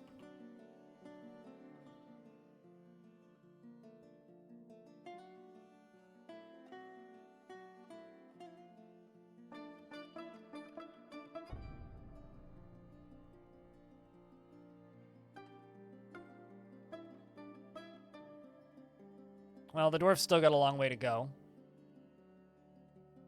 But once we get down to here, we are pretty much good to go. We're almost there.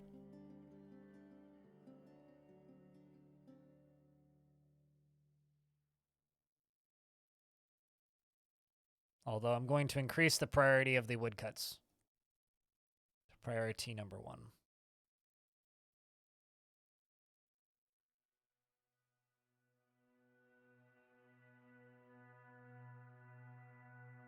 My woodcutter dwarves are very lazy, apparently. Turns out there's also just like a lot of construct building jobs going on. Although they are actually going to where we need them, so we can follow these dwarves. Not like a buzzard's gonna make a dwarf fall down 20 flights of stairs. It's almost like you say that with experience, Stone.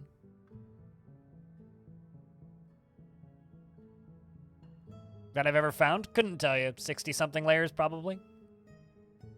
I don't have a memory like that. I don't remember that type of detail about things.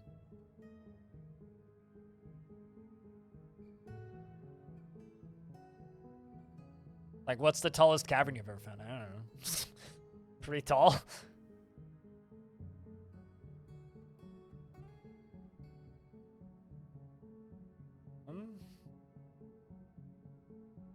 Maybe if you've only made a couple dozen fortresses, could you remember that, but... What are we up to today? Digging for fun, middle management robot. Oh, also, middle management robot. And just to tier 2s and tier 3 subs in general. I owe you a thank you. Twitch retroactively changed how what's the word I'm looking for here? Counting for Partner Plus works. So now tier 2s and tier 3s count for extras. So tier 2 subs and tier 3 subs now count for 2 points and 6 points, respectively. If you're at tier 2 or tier 3, you retroactively counted backwards, and also now...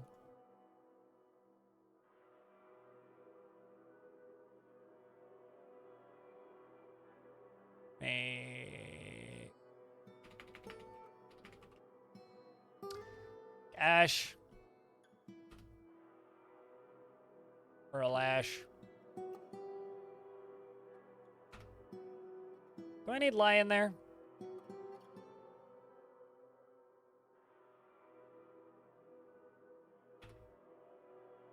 Make ash, make lye, make pearl. I think it's ash into pearl, lye into pearl ash. I always feel like I'm forgetting something when I do that. That wasn't the case from the get-go. It wasn't. No, it was total number of subs. But so now theoretically you only need 60 tier 3s. You need 60 people to subscribe at tier 3.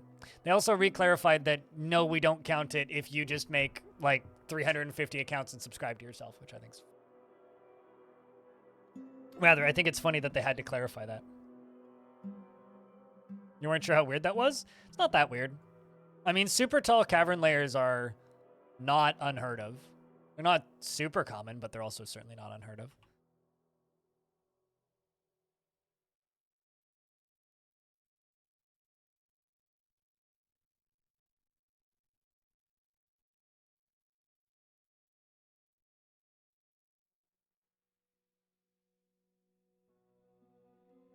All right, Devilish Potato getting their work done.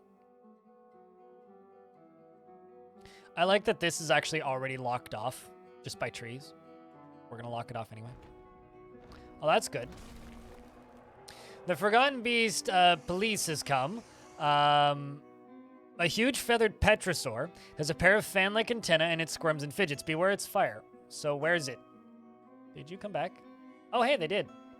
So my squads went off to attempt to recover a slab. And they ran all the way down here to the forests. The Rack of Princesses attacked the Fright of Pads of an unknown civilization at Sprayed Glove. The dwarf Lore led the attack, and Lore unrolled a brilliant tactical plan. The attackers had a strong positional advantage, and the death of Rims of the Dusk of Dusk, the Rims of Dusk, led by the dwarf Extrav, clashed with 50 mountainous hands. 50. There's always 50. At Sprayed Glove, slaying 8. The death of Rims of Dusk, led by the dwarf Extrav, clashed with 25 champions of Stiver. There's always 25, slaying 8. They clashed with a single beast of Heart Granite in Sprayed Glove, and the dwarf Cole was struck down by a beast of Heart Granite in the Ultra Water. Walk, led by the dwarf Lore, clashed with a single beast in Sprayed Glove. A grizzly bear clashed with 42 mountainous hands,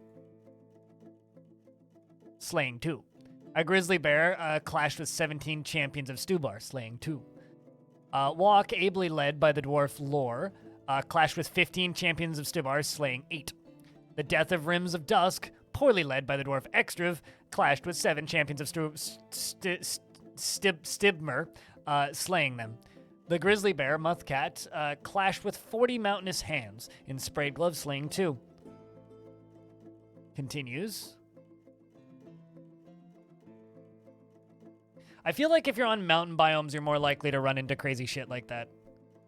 The grizzly bear, Muthcat, in Sprayed, clashed with 22 mountainous hands, slaying 2. The death of Rims of Dusk clashed with 20 mountainous hands, slaying 6. Swedish! EOD, thank you very much for the 6th month. Welcome back. Check, can I get a big round of beers for that? And also Disco, it's good to see you, dude. All right, let's go do that again. Well, actually, no, we're going to figure out where this Forgotten Beast is.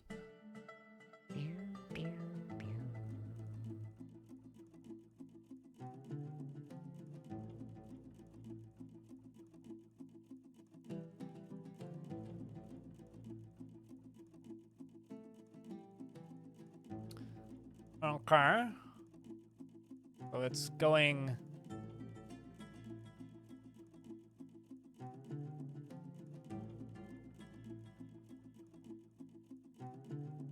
Okay, so it can absolutely get to us.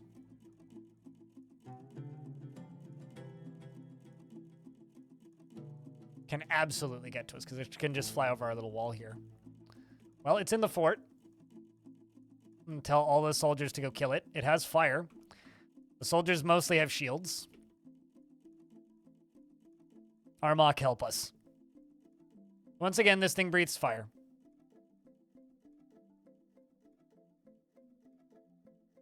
And it can fly.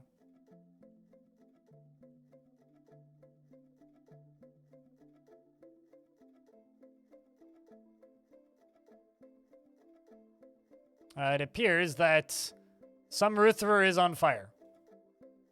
Well, that's fine.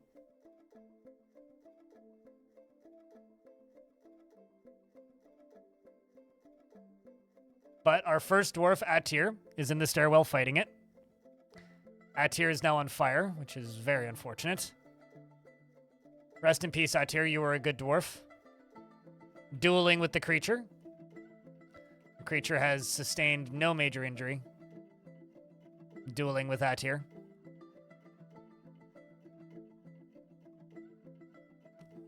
Appears that Atir is still burning.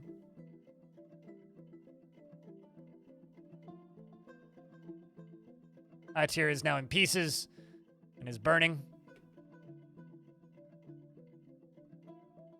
No, no fire is as hot as dragon fire. Only dragon fire is as hot as dragon fire.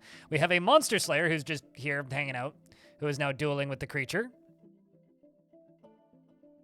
Is slightly smarter than the dwarf, as they are staying on a layer above, and they've managed to get some hits in. They've hacked the creature a couple of times.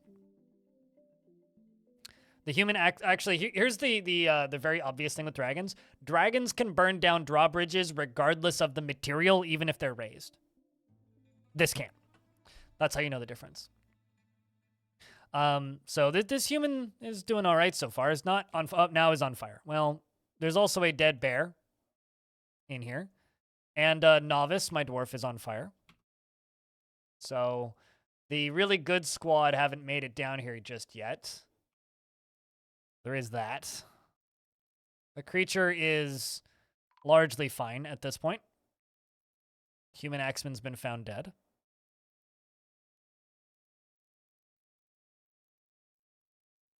Does the dwarf grow till they are born, or the city usually get destroyed? I don't understand the question. Oh, what's up, Ladulu?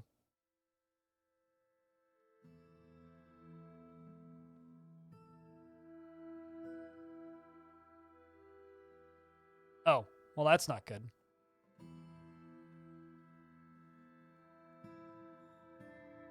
Unib the hammer dwarf is on fire. Oh boy. This is suboptimal.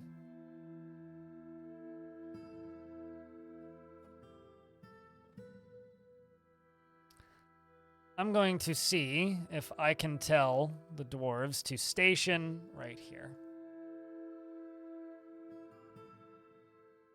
But we'll see. We'll see what we can actually do.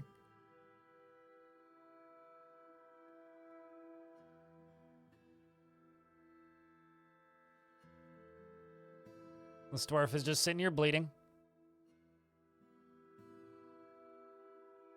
Don't actually do that. No, we don't want firemen. Firemen are not a good thing to have in the fort.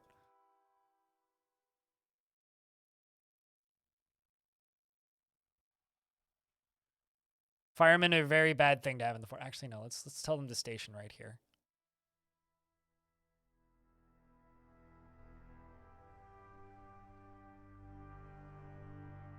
Okay, the creature is climbing up and dueling with Manam, who is holding an axe, even though his sprite is not showing it. Seems to be blocking the fire pretty successfully, dueling with the creature. The creature is still alive, but bleeding heavily, which is what we want to see.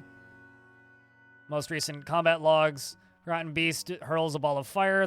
The dwarf hacks it with the Bismuth Bronze Battle Axe. Slaps the Forgotten Beast with the flat of his Battle Axe. Hacks the Forgotten Beast in the lower body with the Battle Axe. We also have our Militia Commander, who's on her way down right now, who is wielding a silver whip. If she doesn't catch fire, I wouldn't be too surprised if she could down the thing. Creature is still bleeding. Rovod, the dwarf who was hacking it, is now on fire. You were a hero, Rovod. Please know that. Rovod has been found dead. The creature is 2 layers below, still bleeding heavily. And appears to have lost a toe. Our militia commander is incapable of reaching the lower levels, but fortunately is not currently on fire. Was able to get past the creature.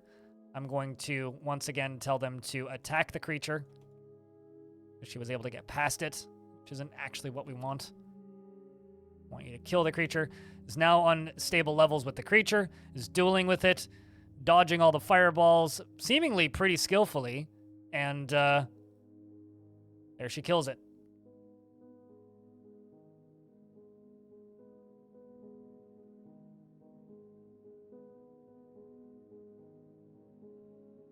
And you get a nickname. Fire Extinguisher, we shall call you.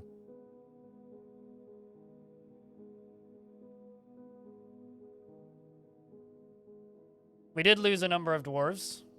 Very good dwarves, too, from both the squads. But fortunately, the fight is now over. Round of beers. Success.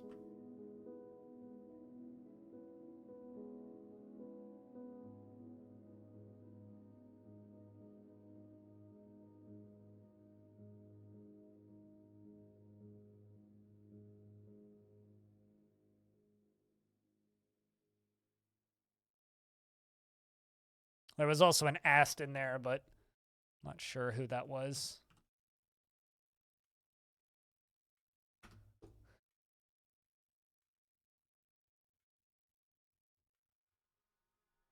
And we're going to make a new mission.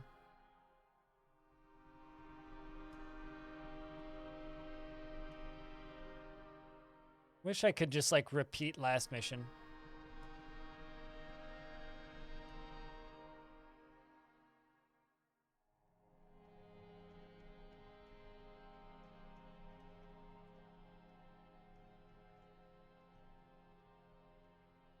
Because I also still can't find it on there. All right, so we got to go back to artifacts. Hollow Sect.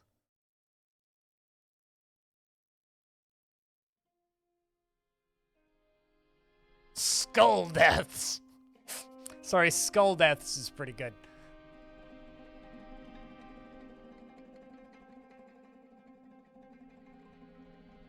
The Vomit of Pus.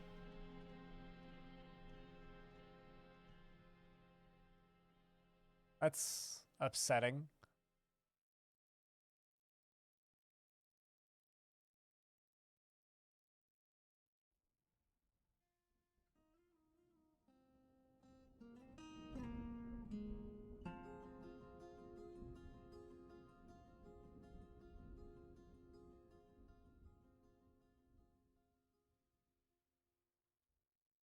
What was the name of that artifact?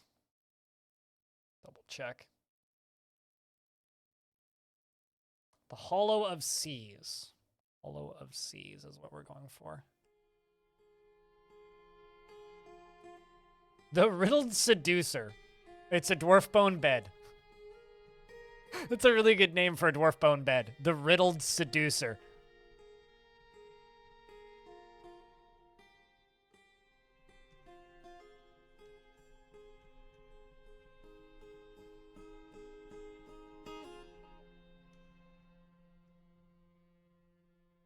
Am I searching for something special? Yeah, I'm trying to raid a vault, which we already raided once, except now I have to find it a second time in this friggin' list, which has always been a pain, but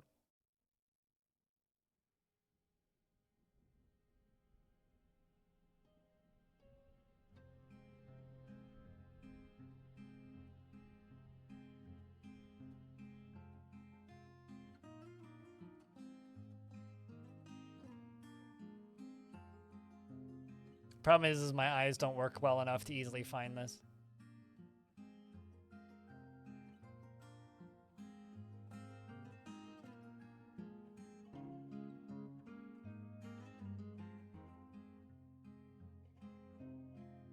Huh.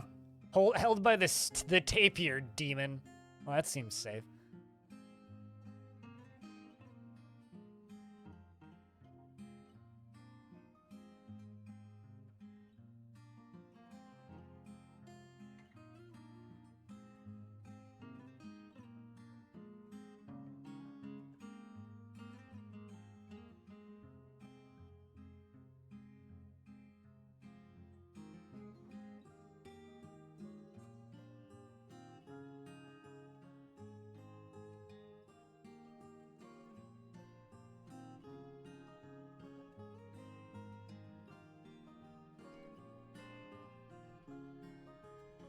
There it is.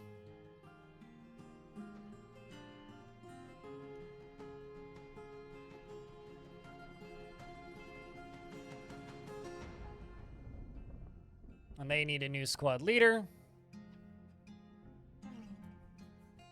which is just my non-dwarf squad, so I might need to remove and add one of them back in.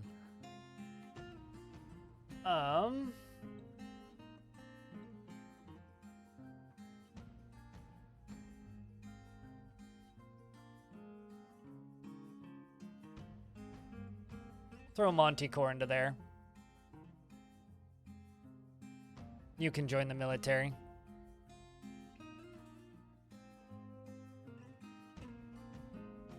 Novice wrestler. Novice wrestler.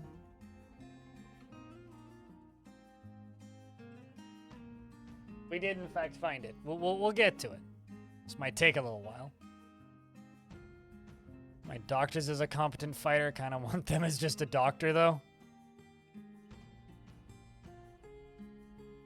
Casto's a novice axe dwarf.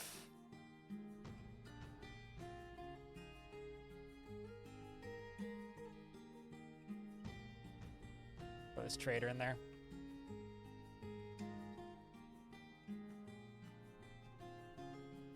Okay, so let's jump back down to that first cavern layer. Howdy, howdy. Damn, has it really been 5 months already? Time flies, dude. Thank you very much for the 5th month. Welcome back. All the doctors are competent? Well, yeah, they're doctors. I certainly hope they're competent.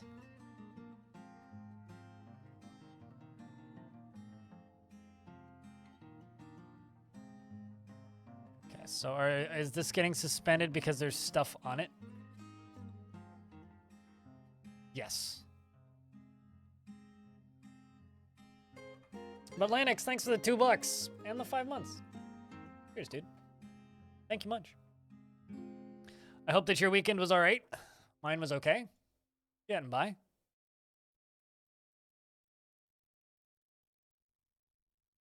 The subject to point of view because they were practicing? Sure.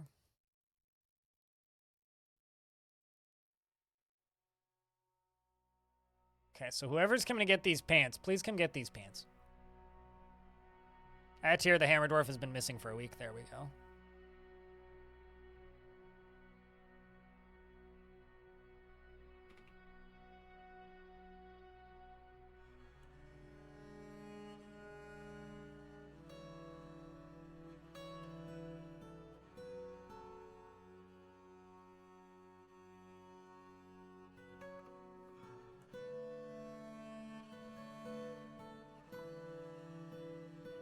And Novice has been missing for a week. All right. Very awkward place for this to be. Could also just try building a second one, like, right here. See if you can just do that instead.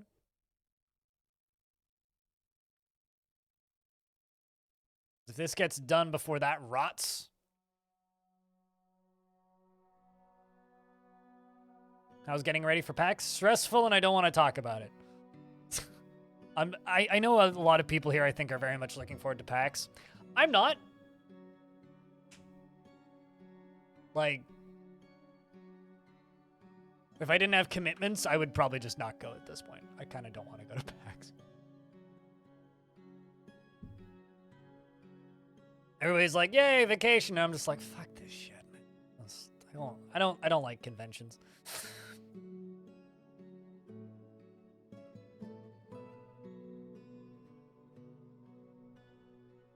It makes traffic there crazy.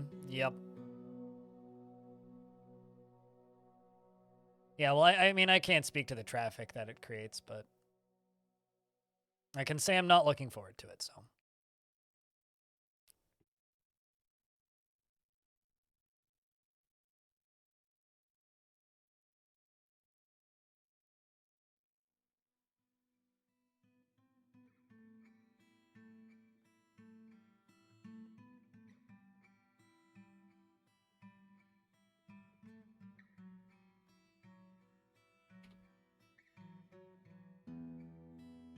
We got at tier novice now.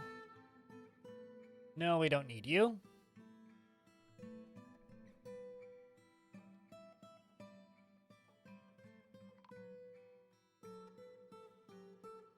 Alpha's been missing for a week. Alright, so you finished that.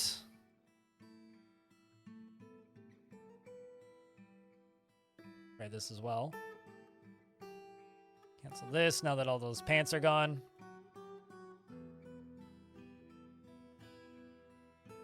Am I making pearl ash or potash?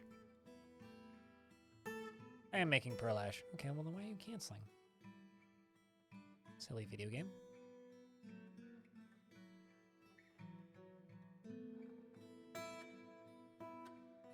Not rotten yet. We may still be able to butcher it.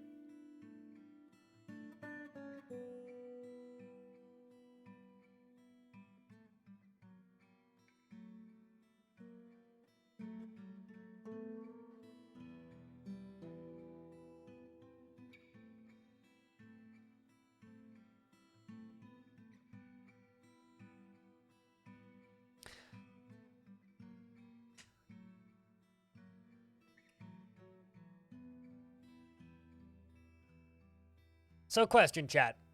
Just out very much curiosity. Because on the 1st is when Starfield early access begins for people. What do you think the Steam reviews for Starfield are going to be?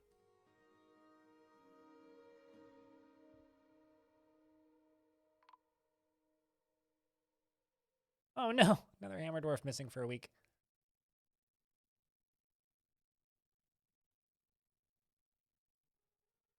So you build that. And I will tell this to butcher a creature.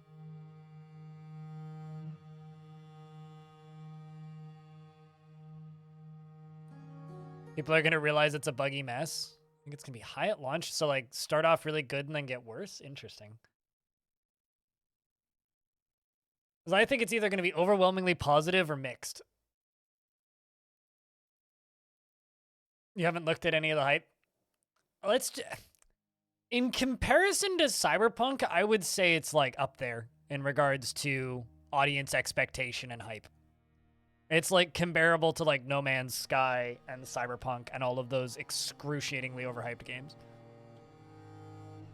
It's comparable to those.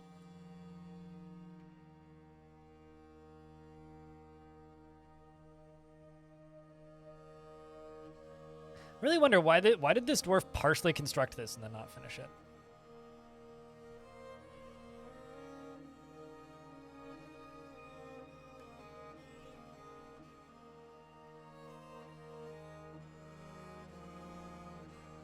You only heard about the game a couple weeks ago. The first time they said the word Starfield, if I remember correctly, was like 2016 or something. They're just like, yeah, we're working on a new IP called Starfield. And I think they showed the logo like 8 years ago or something. So the word Starfield has been slowly building up hype for a very, very, very, very, very long time.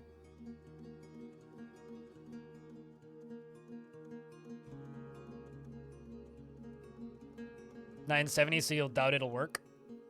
Yeah, I also doubt it'll work. Sometime before COVID. Yeah, just sometime before COVID. I mean, Starfield original announcement was 2018. It was announced during Bethesda's E3 presentation in 2018. The game takes place in a space-themed setting, but there was rumors that they were working on a space game for years before that.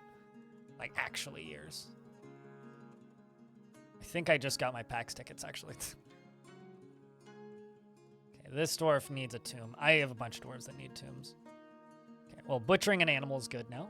How did I manage to turn on Adobe Premiere in the background? Because Adobe just launched in front of me. Wow.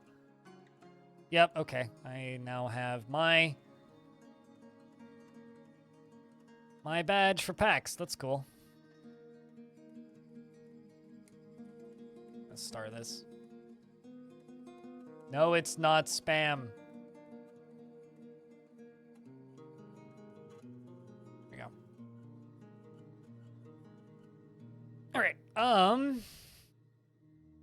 do some more tombs.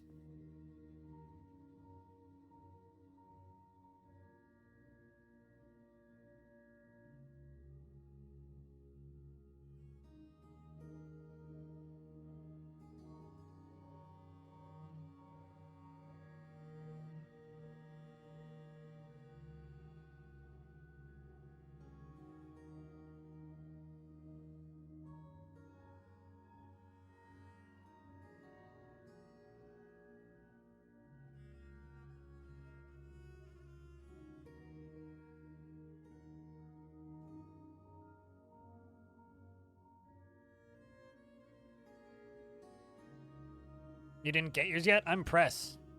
You're not press. We get different emails at different times.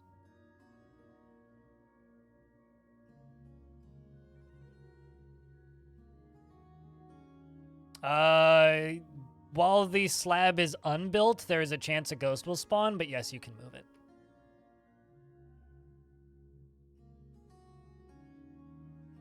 Like, if you go and remove all of your slabs and then move them somewhere else, and during that process, ghosts may show up, but it's not a huge deal.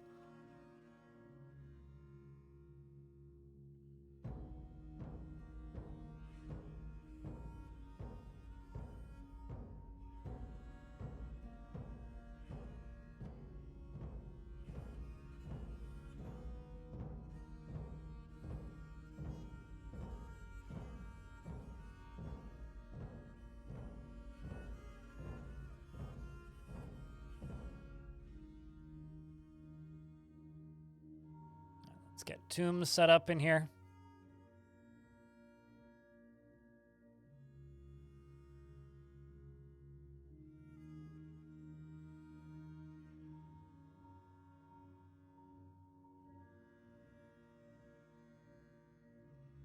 Yeah, that's what genuinely bothers me about Skyrim is that they announced paid mods, everybody was like, fuck that shit, that sucks. And then they unannounced paid mods, and then we're like, we're not gonna do that, and then they did it anyway. It just took like a year, and they had to do it slightly more incognito fashion. Which makes me sad. Like, wow. You didn't get review bombed for this? That's maniacal. It's like, yeah, modders should be paid for their work, but you shouldn't get a cut of it. It's like, come on, dude.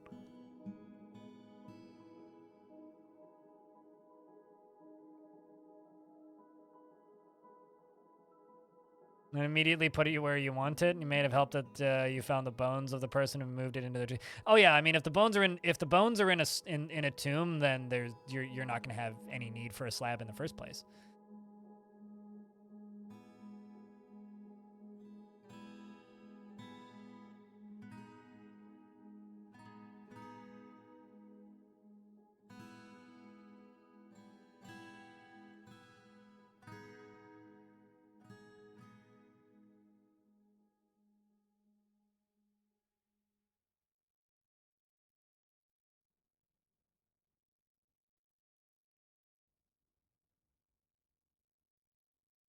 All right, that should be plenty for right now.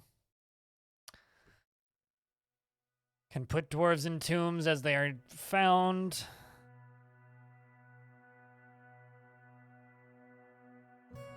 All this can go back to being worked on.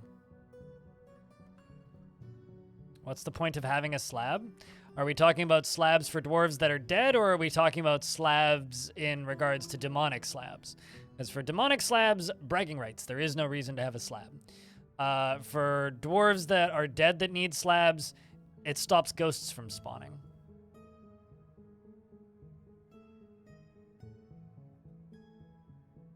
Which is pretty useful.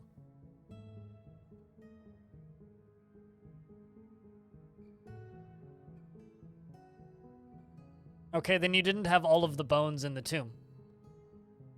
You need the whole body to be in the tomb. Otherwise, ghosts will still spawn. Example. Child gets blown into 250 pieces, including teeth, right? If all of those pieces, including teeth, are not in the tomb, then it's not considered a proper burial.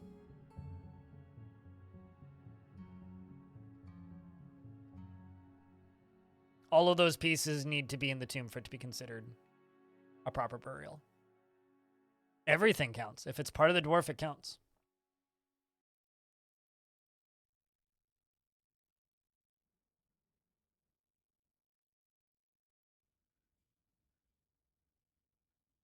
It's like there was one time I kept having this child ghost spawning and I couldn't figure out why. I couldn't figure out why. I couldn't figure out why.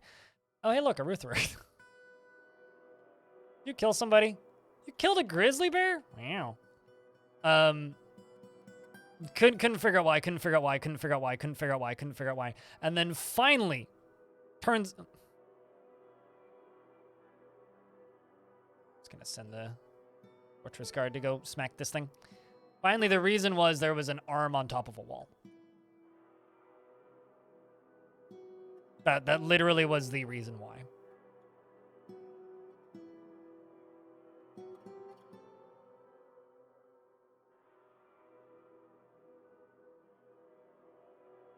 Oh, that's not good.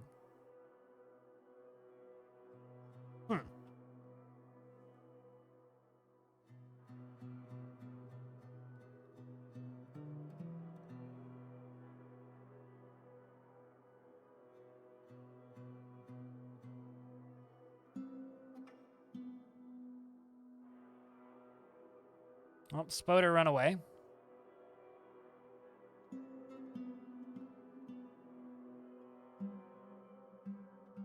Make it my pet. I'm not gonna take. I'm not going to do what you tell me because you are not my boss.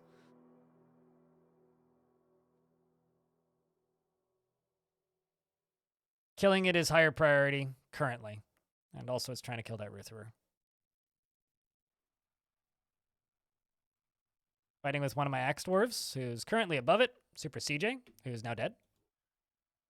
Anyway, we no longer have any cops left, so that's not a problem. No, Kelly is.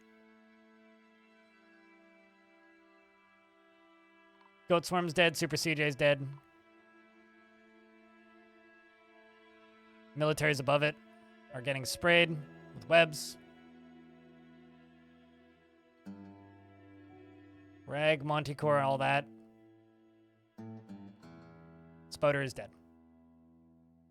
Yeah, no, the priority there was getting the monster caught. Now that I have cage traps, if I catch one, sure, I'll make it into my pet, but the initial situation when put in a spot like that is kill it. Free webs? Who cares? I got tons already. Also more cotton than I could ever use. I don't need webs. Webs are not even remotely necessary right now.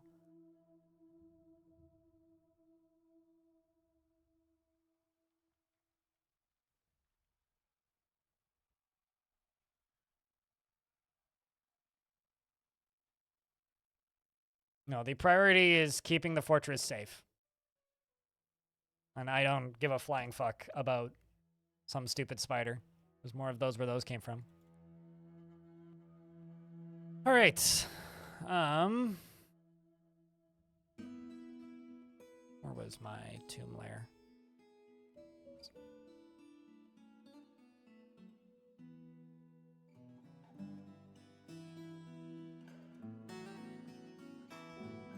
Trying to get some of these war bears buried, because they were pets.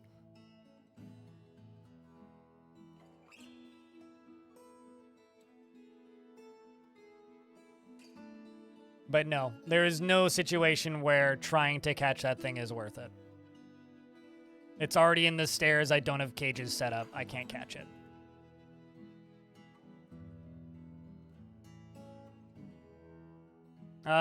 If somebody did that, I would just ban them or time them out.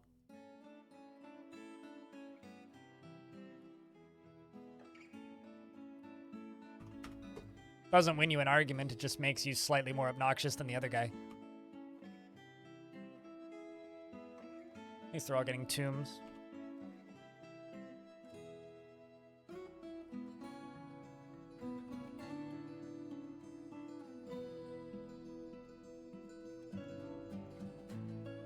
Man, it's only been like 2 seasons.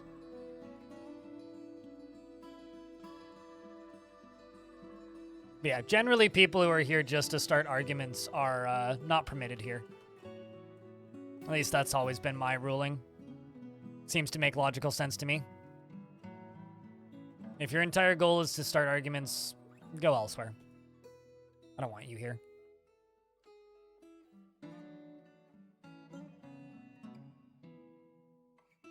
What is that?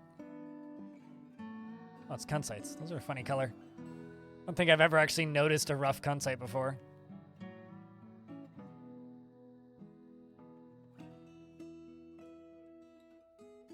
Actually, no, we gotta go from here.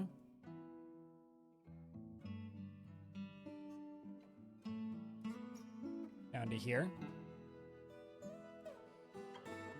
And you gotta go all the way up to Good afternoon, blind and chat. MB Audio. Hello. Good day. Good to see you.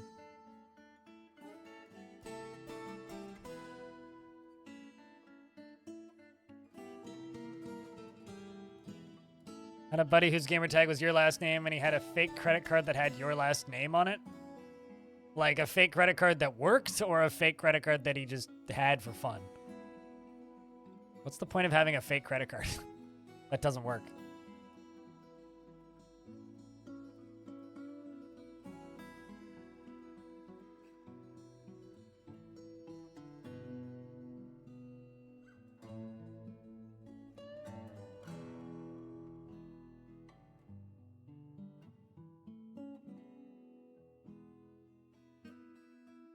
I feel like I knew too many people who used to spoof credit cards on things like Xbox Live. It's like weirdly easy to do.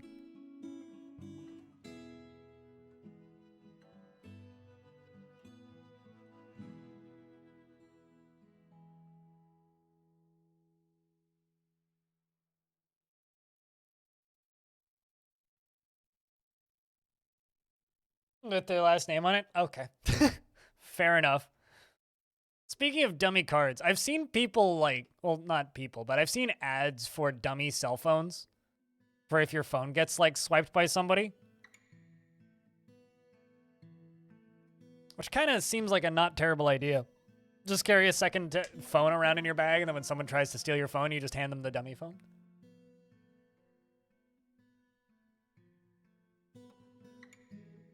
Doesn't Steve-O have your name tattooed on his ass? That sounds like something Steve-O would do.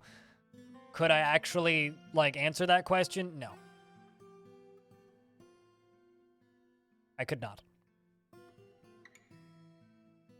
Never heard of spoofing cards? I've seen them before.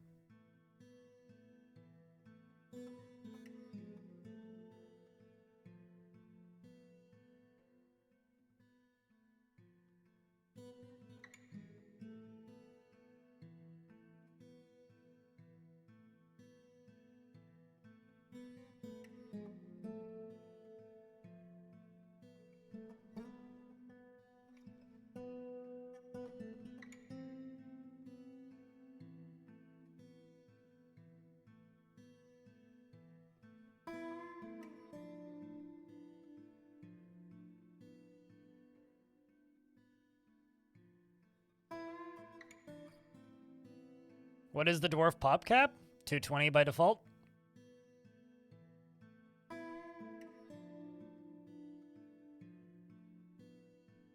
They have a whole service dedicated to spoofing cards for scammers to get caught. You were just watching a thing about it the other day. Really? I guess that makes some sense. I could see that existing.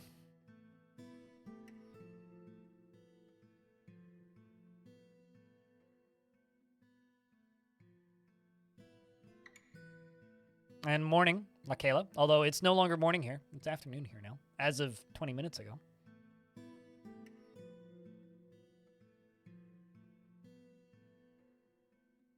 Yeah, I can't say that I own anything along those lines. Morning somewhere? Well, I mean, I'm a firm believer in internet morning, which is morning is when you tune into the stream, regardless of the current time or where you are.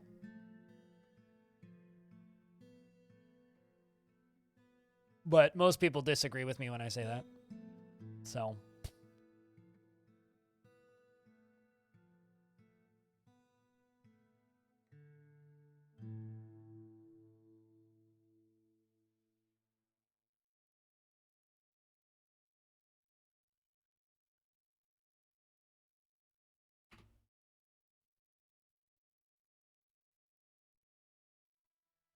You know, it's really funny. Whenever I upload quick tutorials and people are just like, man, just because you can talk fast doesn't mean you should. It's like, that's kind of the whole gimmick of that particular series, though, is let's cram like 15 minutes of tutorial information into like 3 minutes, and I'm just going to talk like a fucking auctioneer for the entirety of it. It's 5:20 a.m. It's very morning. Yeah, if you're on that part of the planet. That's like if I talk too fast, YouTube has a speed like settings button. Turn the speed down.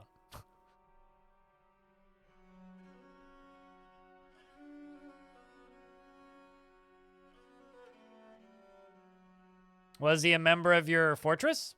And has the body been discovered yet? Are the two questions. If it wasn't a member of your fortress, you can't bury it, so just throw him into a volcano or something. If he hasn't been discovered yet, you need to wait for the dwarves to discover him. Dig down deep enough and you'll always find obsidian. Obsidian's on almost every map if you dig down deep enough. Why do you, although you can also just make your own obsidian, you just need lava and water. Go into the wiki and look up making an obsidian press. Start making your own obsidian. Just takes a little bit of dwarven engineering. I'm sure you're capable of that.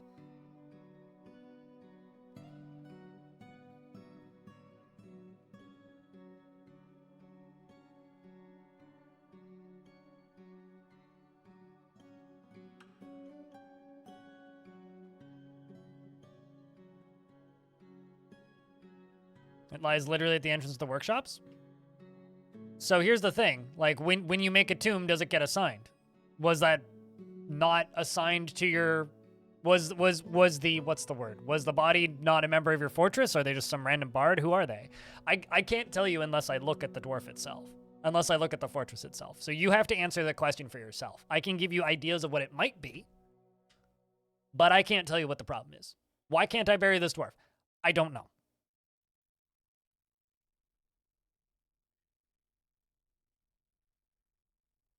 I don't know what NOCH means, but are we digging deeper? Yes. We are, in fact, digging deeper.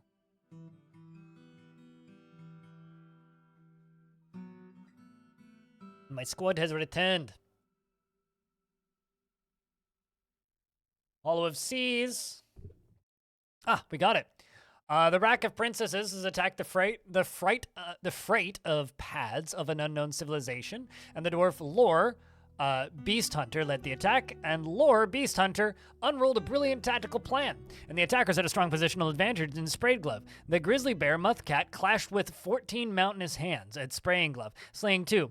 Walk, led by the dwarf Beast Hunter, clashed with 12 Mountainous Hands, slaying 6. The Grizzly Bear Muthcat clashed with 6 Mountainous Hands, slaying 2. And Walk, brilliantly led by the dwarf Lore, Ultra Roof, clashed with 4 Mountainous Hands and Sprayed Glove, slaying them. The forces of the Dungeon of Dragons searched Sprayed Glove, and the Hollow Seas was looted from Sprayed Glove by the dwarf Kiwili. And there we go.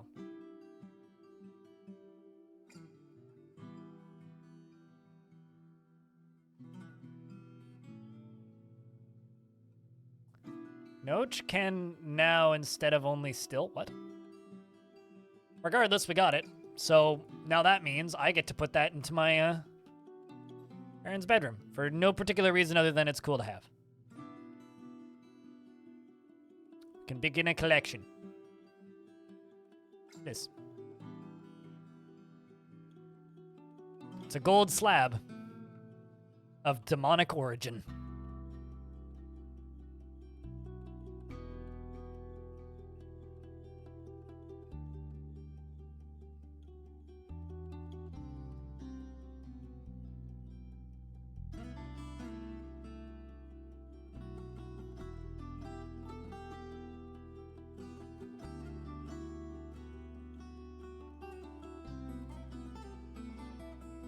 There we go.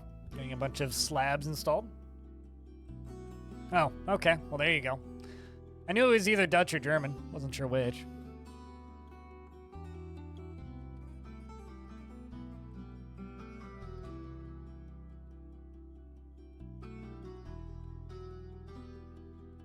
Alright, so I need to dig through this. There's also lava inside of this. Let's Dig right there. Sure, this will be fine. Definitely. Totally fine. Absolutely. Okay, there goes that.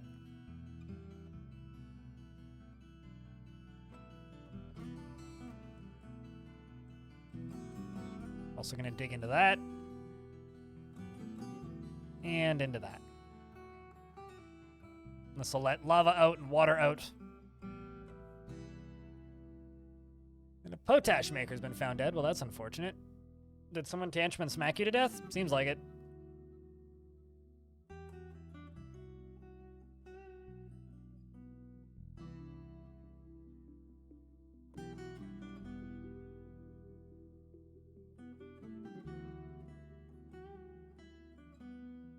They look like miniature raptors? Isn't that literally what chickens are?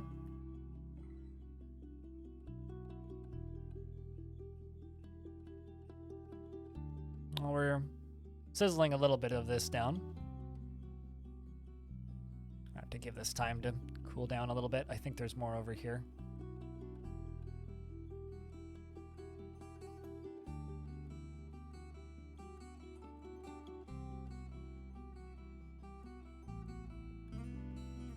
Which we have to peek into and find.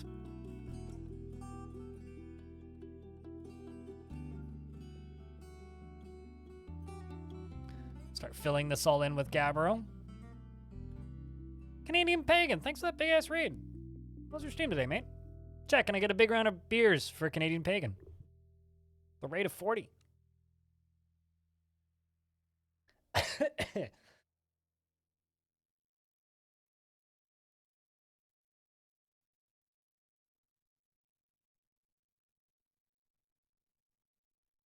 But yeah, in regards to the obsidian embark question, your best bet is to simply just make your own obsidian. It's the only way to really guarantee things.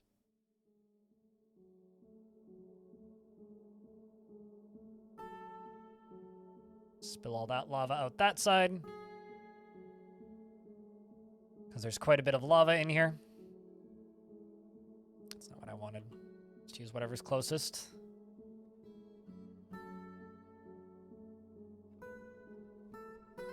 Just probably going to set some of this down here on fire, but that's fine.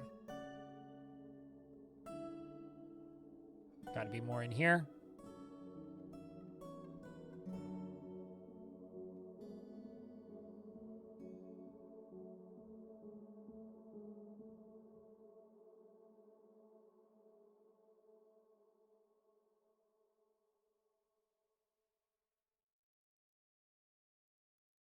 We're just going to fill this in as best we can.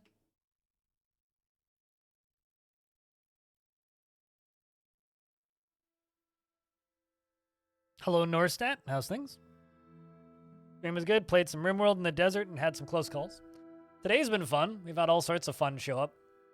Giant spiders, fire-breathing forgotten beasts. We killed a couple angels recently. Stole their stuff, which is also good. Now we're waiting for goblins and various other critters to come try and fight us. And, well, they won't be successful, but they can try. There's definitely more right there. But I am simply trying to safely, or as safe as you can, start digging down into some fun studded gem spires. Gotta get supper rolling? Don't roll it too far, otherwise you might not catch it. But good luck. Just don't want it to roll away, you know?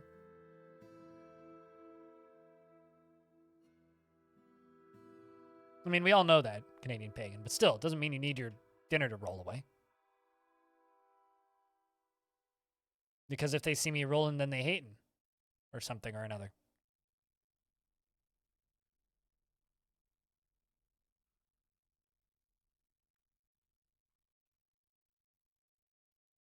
So that rolls out. Don't actually know where all this lava came from here. All right, so now we have to wait for all this to go away.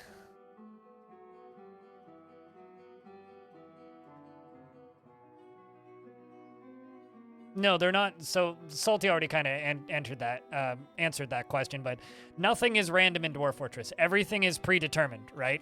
So, like, Dwarf Fortress's worlds are procedurally generated, but beyond that, there is nothing random about the worlds in Dwarf Fortress. It's just simply you get what your world generated, right? So it generally follows the rules of the way actual geology works and rock formations work. And then after that, it's just kind of up to you to follow and be as close to, you know,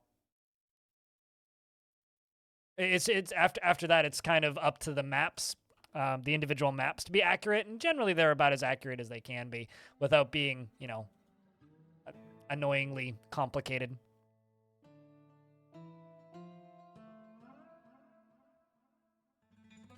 I don't know what I'm wording. Words are difficult today. Just at the office and lurking? Well, you're clearly not lurking because you just said hello. I'm all right. As okay as I can be. Not looking forward to PAX, but it's fine. I'll get by. I'm going to make a little dining hall up here for the dwarves. We wait for all this to drain.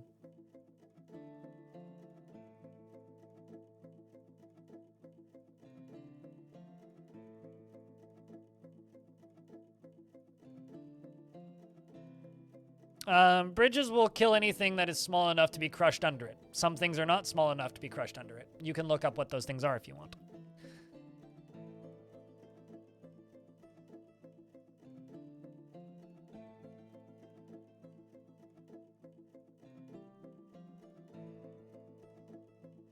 Honestly, like, if you were to ask me right now if I wanted to go to PAX, I would say no. Like, I kind of really don't want to go to PAX, but I've committed, so I'll go.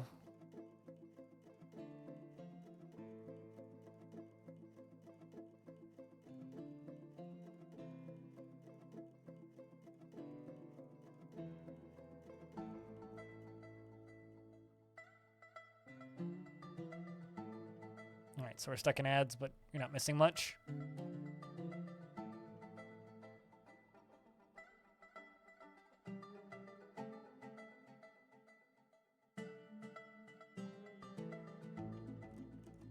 The noun adverbing verber.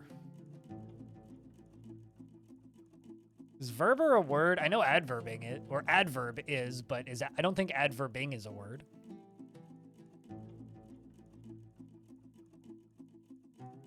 Very perplexed by that sentence, Arcmaster. Hi, Arcmaster. How are you?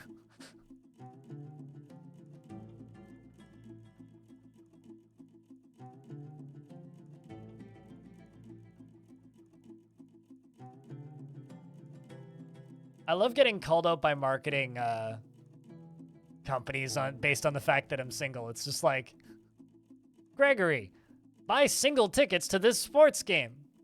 Because you are single, you can buy single tickets to this sports game. It's like, thanks for rubbing it in. Or my potential guild's going to remain grumpy. I've made 3 guilds today. Or not today, but I've made 3 guilds recently. Every guild that's been asked for, I've made. Are you asking if I'm ignoring guilds? No. We just made a glassmaker's guild.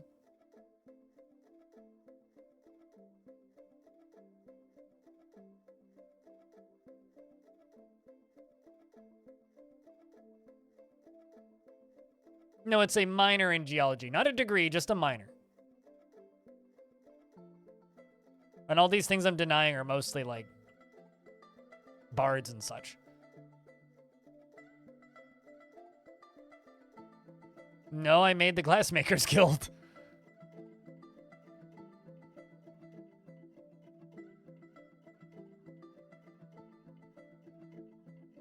Like, they asked for a Glassmakers Guild, and I made it. So no, they ain't gonna remain grumpy because they've already got their guild.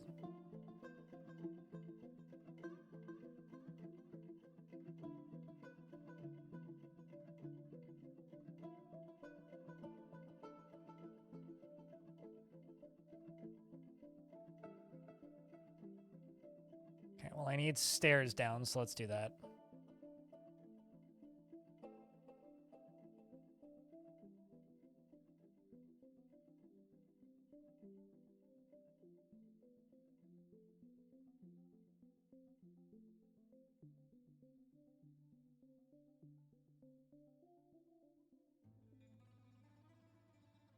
Need that to be slightly lower priority than it currently is. You stop engraving this floor and instead go mine.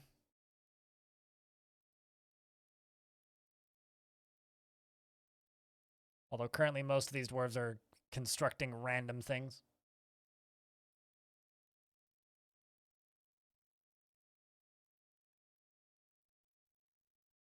Spore tree, fungi wood, all the random little materials we've gotten here.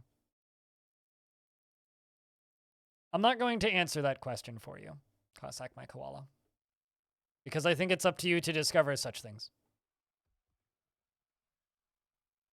I will say this, I don't recommend using drawbridges as defenses.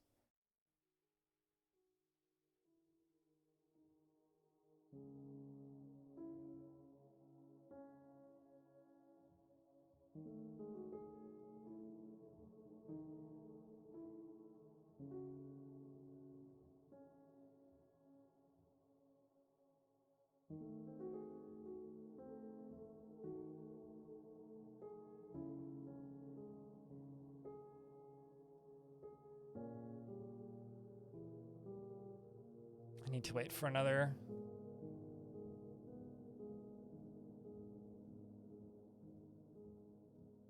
Yeah, I need to wait for another migrant wave.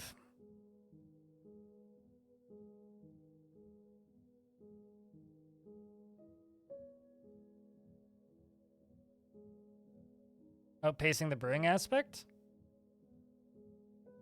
How in the world do they outpace the drinks you brew? Make sure you have enough barrels, because you can only brew as many drinks as you have barrels available. One dwarf drinks approximately 6 drinks per year, which isn't an absurd amount of beverage. And if you have, like, I don't know, 250 or so barrels, you can have quite a few drinks per barrel.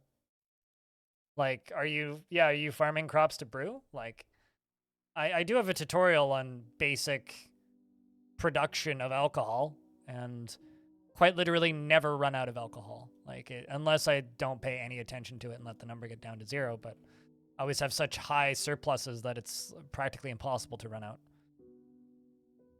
So I'm not entirely sure what you're doing, but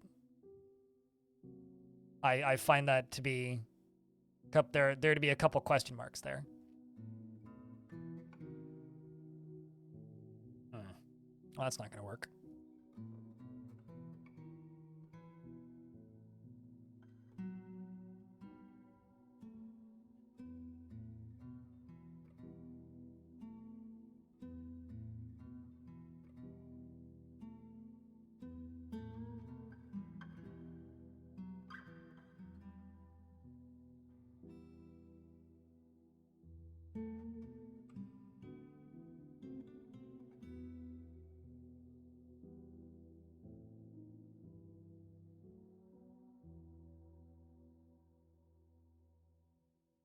Ah, something evil is emerging from this newly exposed pocket. What it?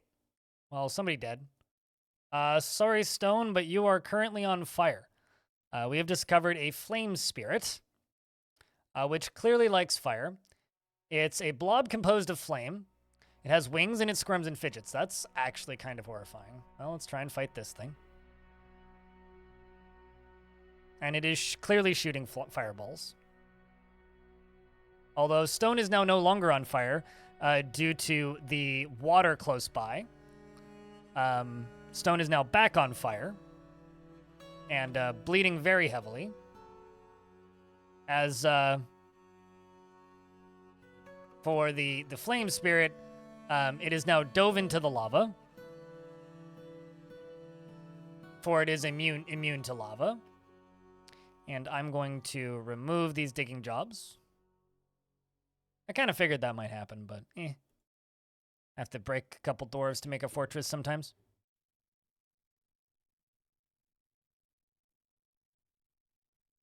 It's now flying out into the caverns, setting stuff on fire. Maybe the best thing to do here is to actually seal it off instead of actually trying to fight it. Oh, well, that's not good. A force that is dark and vile has arrived, and they immediately left.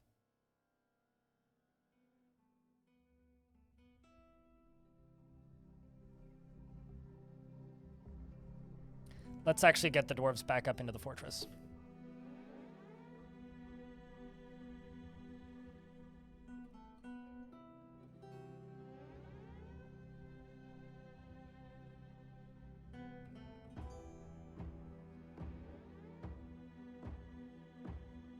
Look at all the Crundles. Okay, so where is this creature?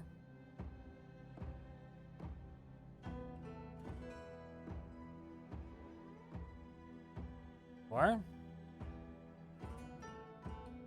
currently flying through the trees.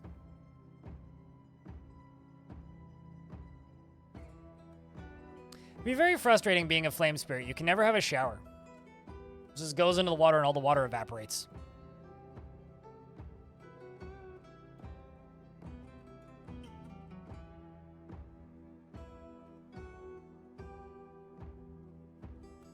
I'm sorry, I forgot what the challenge was, Chiefin.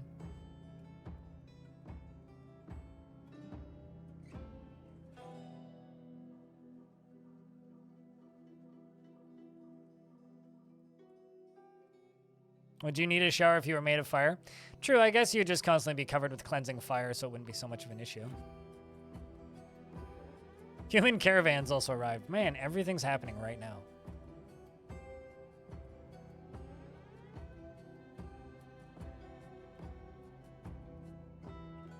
You know, if I could just, like, remove Crundles from the game, Elfie, I might actually do that.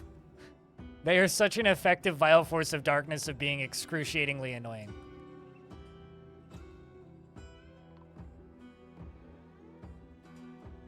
It's like, that's all that they do, is they're just slightly annoying constantly.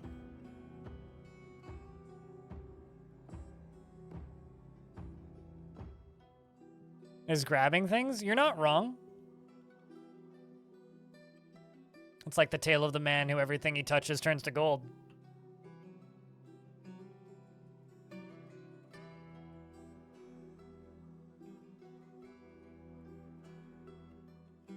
That's not a Crundle. That's a dog, or Elfie. Those are two very different things. God dang it.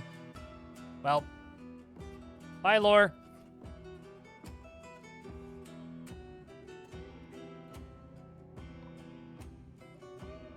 You crazy fucking dwarf. Wow.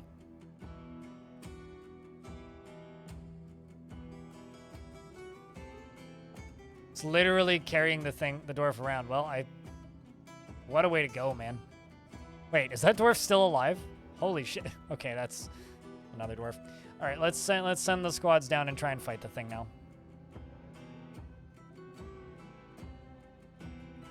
I hope that they've had time to group up there. This thing can't be that strong. It's just a blob. It just needs a good hammer to the head. Yes. I also don't like Chihuahua.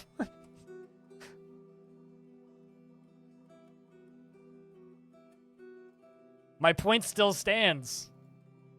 I would, in fact, remove Crundles from the game if I could. And if the world didn't have Chihuahuas, we'd probably be better off for it, frankly. What does that red stuff? It's real guard. Okay, cool. Cool.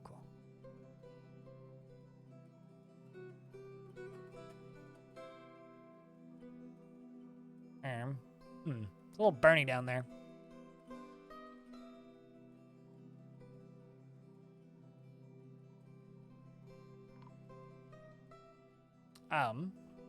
Snatcher, think of the children. Yeah, huh?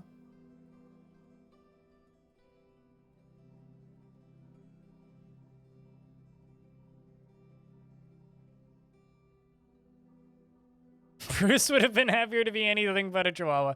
Yeah, see, there you go. Besides, all Chihuahuas think that they're like, I don't know, what's a big dog breed?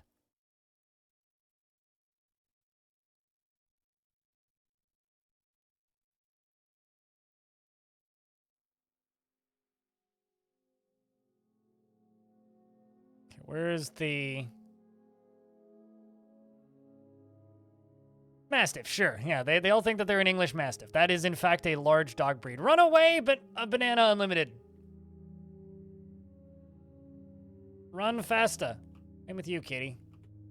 Okay, where in the hell is the military? Like, actually. Where the hell are they? Unreachable target. That is incorrect. It is very much reachable.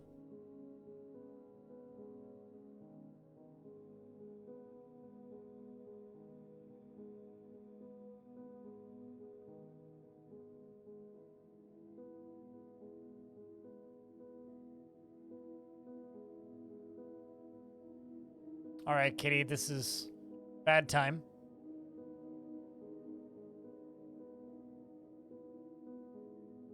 Your chihuahua thinks he's a rat. One of my neighbors has a chihuahua cross thing and he thinks he's a cat. Barks at all other dogs and tries to nuzzle cats, and then the cats attack him.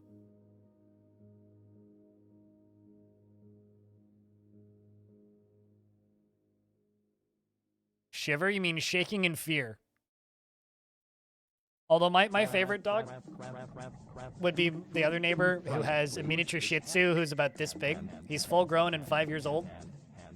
He tries to fight with every dog that he sees, which is adorable when it's like a full-size black lab or something. It's like, tap, tap, tap, tap, tap. And the dog's just like, what are you? They just look so confused whenever they see him.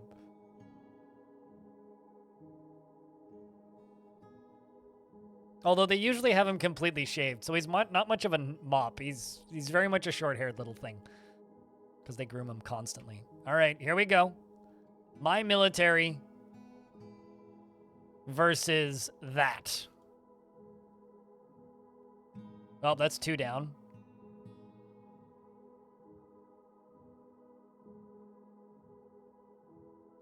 Stab the thing. Oh, come on. Come on, lore. Don't die on me. Please don't catch fire. We really just can't hit it, can we? Wow. Well, at least you're doing a good job blocking it.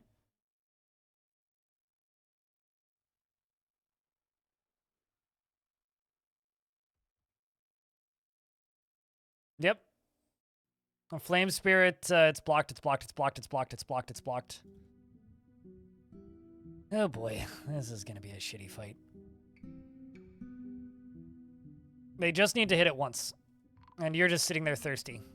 Which is pretty typical. Oh, now you're bleeding. That's not good. Probably from heat. Not on fire, though. Heavy bleeding. I didn't need a military anyway. Who needs a military? We just need to hit it once. That's all that you need to do. It's just hit it once, Spearmaster. I didn't need a military anyway, like I said. Who needs a military? This is how this fort's gonna die.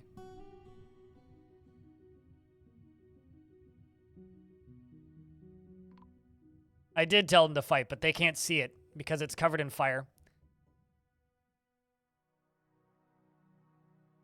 It's the problem with fire-based creatures is often dwarves just can't actually see it.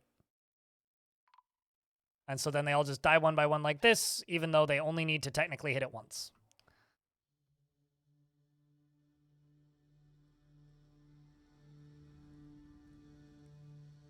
So I think the fort's gonna die. This thing's gonna kill every single dwarf in the fort. Let's watch.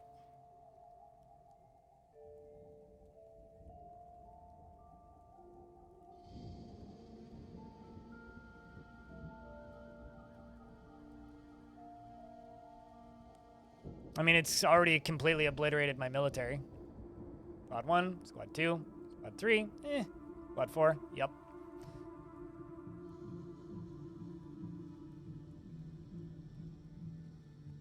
So if you sound dumb, that's why. Yep. No, I mean, flame-based creatures are almost impossible to hit unless you get absurdly lucky, which we didn't. So I think the fort's dead. Unless we get lucky in this stairwell, I think the fort's done. On the bright side, you might get to see some alcohol explode in a moment.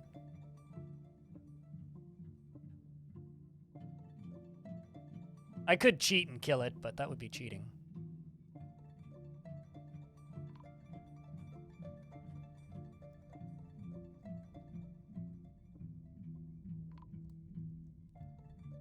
Oh, there goes my soap.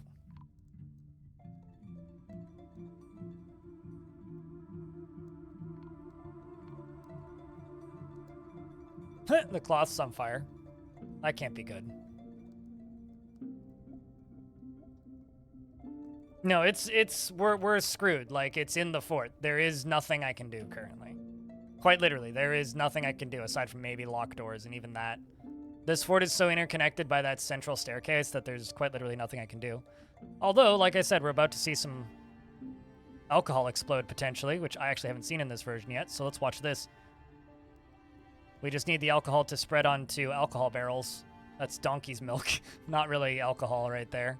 Meat pots. There's some alcohol right about here.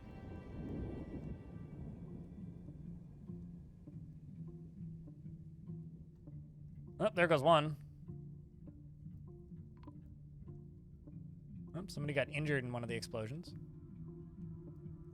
The Creed's dead, Presme's dead, Suited Giraffe's dead, Stone's dead. Where did the creature go, though? That's the question.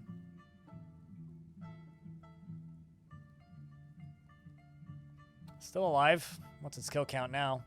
8 kills, including a cat. Good for it. In the bedroom layer.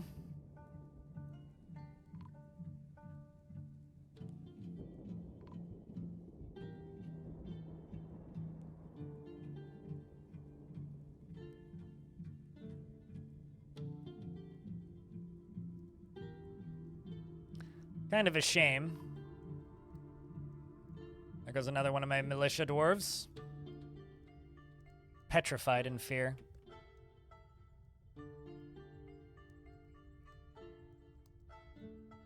Awareness of Work Brother is right there.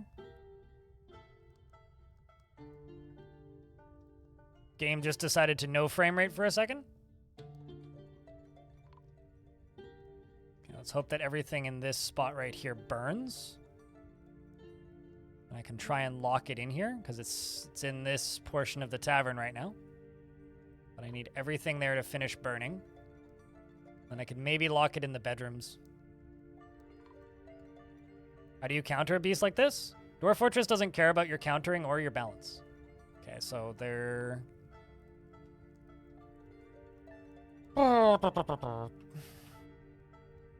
But yeah, long story short, there is no balance in Dwarf Fortress. Dwarf Fortress doesn't care. So sometimes you just end up against a creature that you literally can't kill. And this is one of those situations.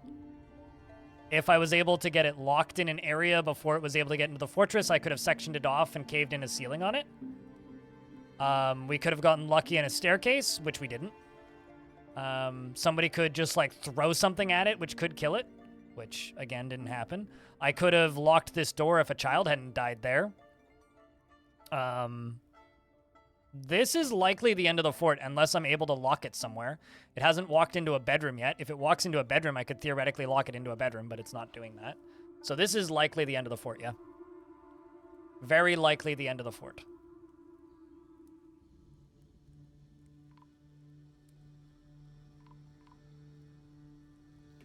There's a book in that doorway, so I can't lock that doorway. If he walks up into here, I could maybe lock him into here. Stone dug too deep and released a literal Belrog.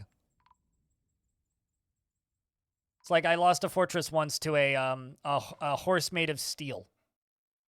Don't mind the random like Ruthru down there. But it depends on if we kill it or not. If somebody manages to kill it, then the fortress will continue to live. Otherwise, the fortress is done. Unless I can lock it somewhere, but I don't have anywhere to lock it down here. So maybe if it pushes itself into one of these bedrooms, I can lock it in there, and then it's just a major setback. But currently, I'm expecting this... Oh, up. Got it. Sorry, Ilmirin, but you just saved the fort.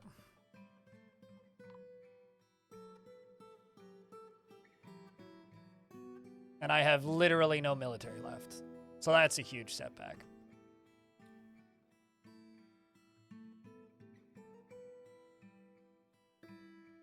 Bad news is...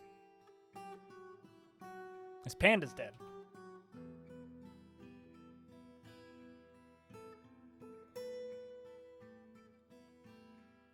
So I've lost my goal. That's funny. There's a pool of molten lead in here. The thing is so hot, it melted the lead cabinet. So I've lost my goal of this fort. My goal of this fort was to make that dwarf into the leader of the fortress, which I can now no longer do. Or into the leader of the faction, which I can now no longer do. So I think we say goodbye to Bouldersgate because we lost. Able to hold back that creature? Any door that is locked that isn't made of wood. Bouldersgate is complete.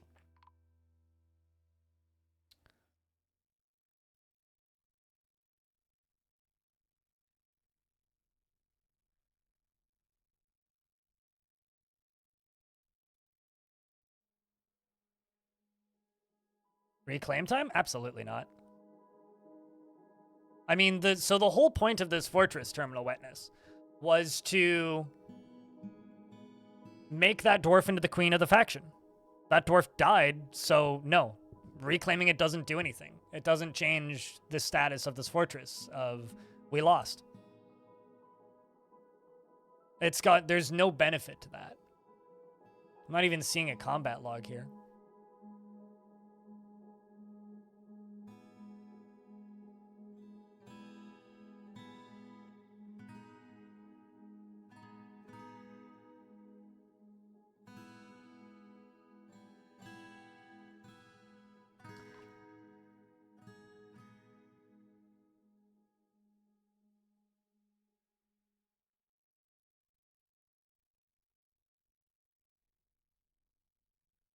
So, yeah, no, without that dwarf, there's no reason to continue. They haven't even noticed that she's gone yet. Woody Casco's dead. Kira Live is dead.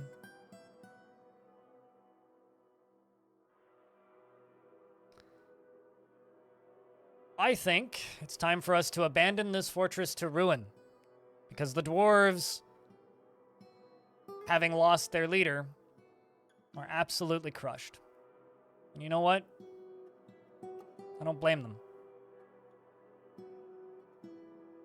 The dwarves, having lost their leader, send everybody at the monster. I could do that. I mean, I could just release it.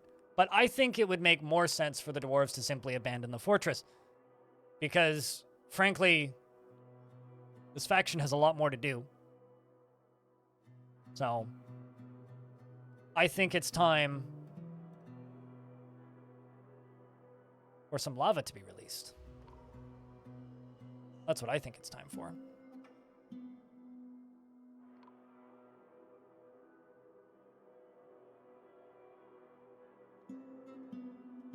The dwarves absolutely distraught at the loss of their leader.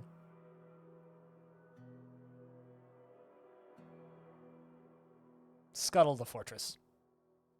That's what I say.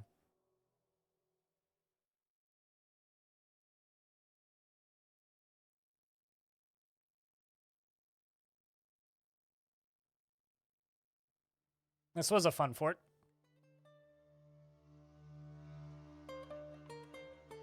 I think it's time for us to hear the classic Kogan's son, frankly.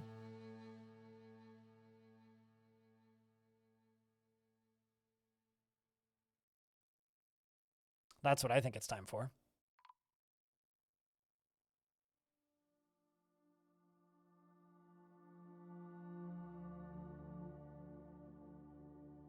I love how I just have a bunch of dwarves that are just like sleeping. It's like, you guys have pickaxes, right? Go do your pickaxe jobs, but they're not doing pickaxe. Oh, I know why.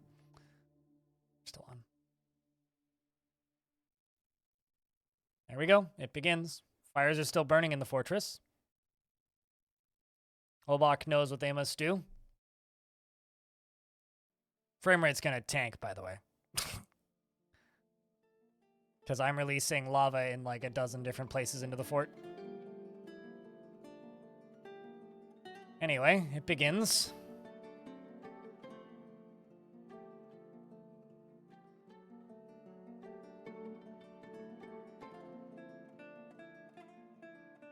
I just see smoke. Seems about right.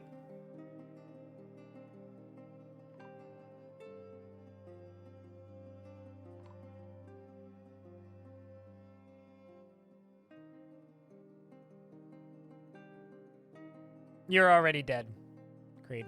For whatever it's worth, you died in that creature's assault.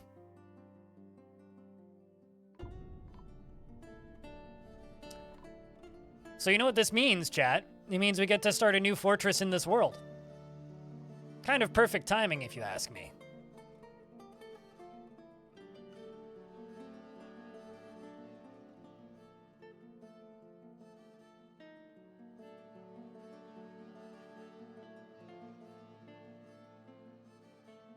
Just, it's a very brave dwarf walking down this stairwell right now.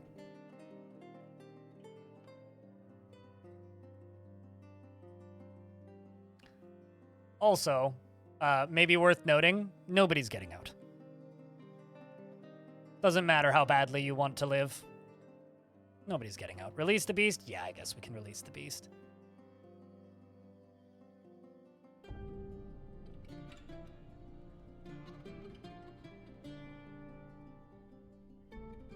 Remember how I said that Obak knows what she must do? I think this dwarf, Obak here, dreams of creating a masterwork someday. It's a shame they don't dream of bathing the world in chaos.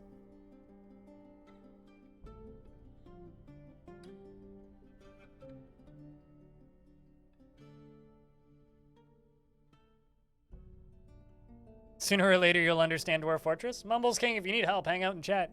We can assist. That's actually a pretty easy game to get into.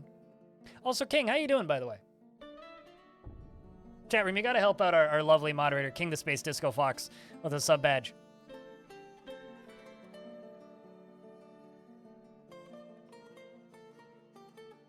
But frankly, this was a very fun fort.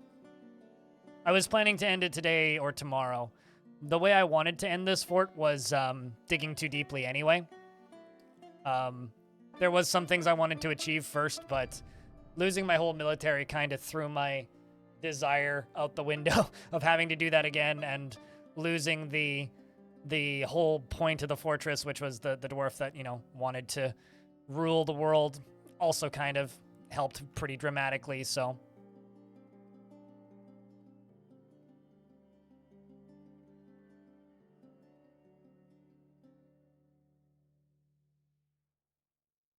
All right, getting a few more spots cut out of the sides.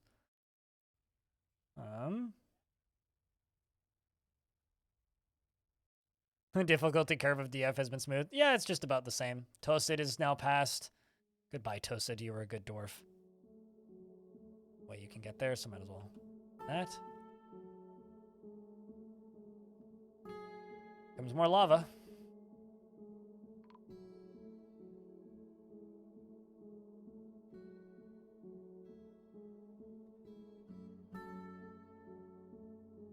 G-Fin is continuing to ponder. Is G-Fin still alive? That's the question. Not currently pondering lever, but is telling a story. Okay, I must know. What story are you currently telling, G-Fin?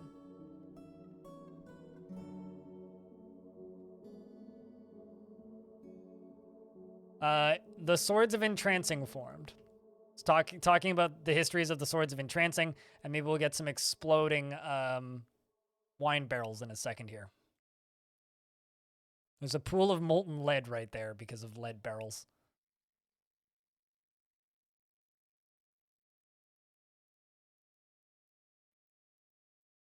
The story of magma that is way too close. Ah, no such thing. These humans, though, are slightly concerned. There's no merchants trading right now. They're just like, uh-oh, we gotta shimmy out of the way of this lava. This lava's a concern. We don't like this bad.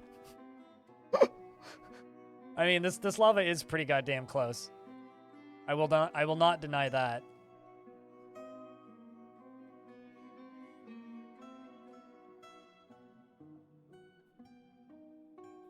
Due to lead poisoning? Fortunately, dwarves don't suffer from lead poisoning like pathetic humans do.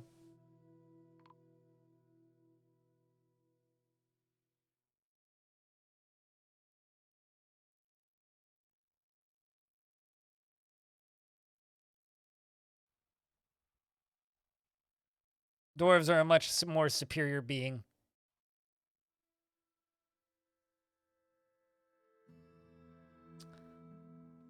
of how the 13th age fortress of Khaldun was consumed but in abrupt chaos of lava.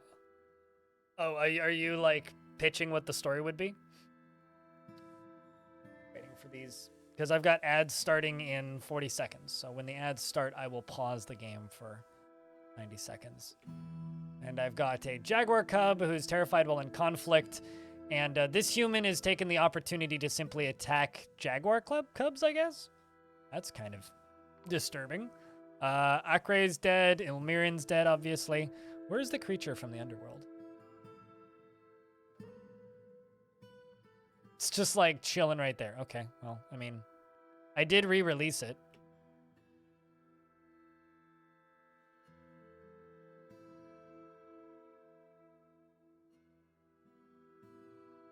Literally sitting on an iron pick.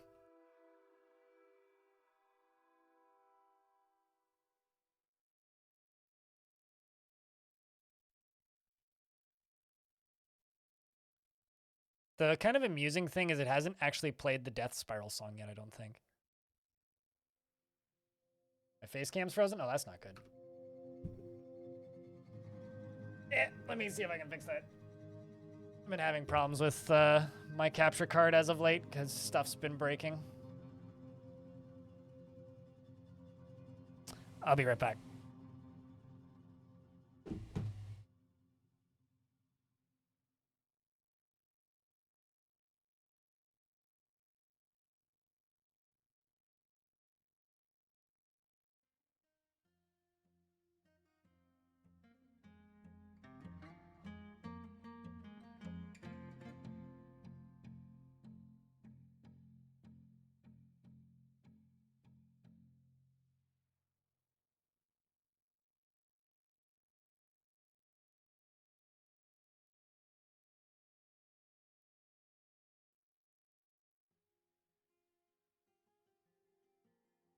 Also, if you hear weird sounds, it's because they're cleaning the vents, apparently.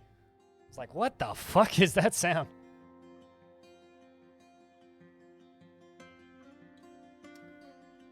That should fix it. I just have to wait a minute for the ads to end.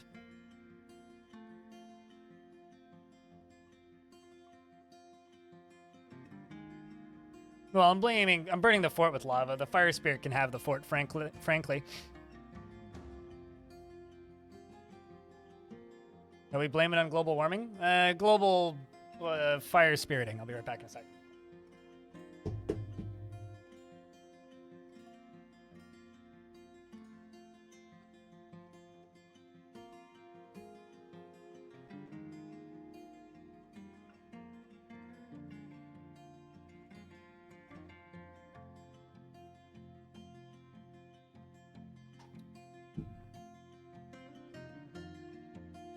You think the fire spirit is the global warming? I'm pretty sure humans is the global warming, mostly, but you know. Okay, so we can let the lava keep flowing in.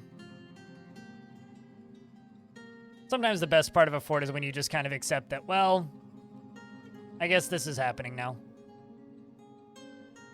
No, I've never watched Kids in the Hall. I grew up without television. So the vast majority of TV shows that people have like just kind of accepted are common things that people have seen. I probably haven't seen them because I didn't have TV growing up. So no, I haven't seen the majority of TV shows that people have seen.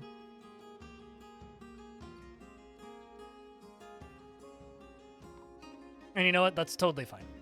What's the next fort going to be like? It's going to be in the same world. Probably not the same faction. And it's going to be called Starfield. Also a very unique name. Similar to this one, Bouldersgate.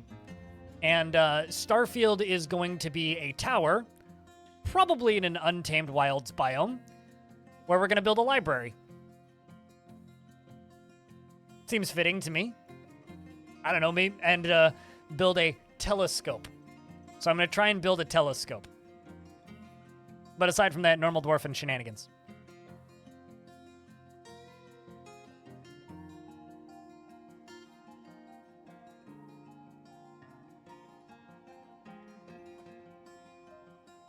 So what I could do to speed this process up is just start expelling dwarves. But I don't know if speeding the process up is necessarily the goal here. This very high frame rate is lovely, though. Yes, Arcmaster. Accurate observation.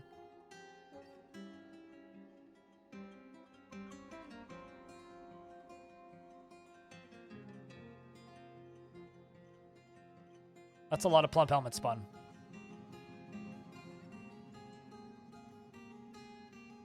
Is anyone named still alive?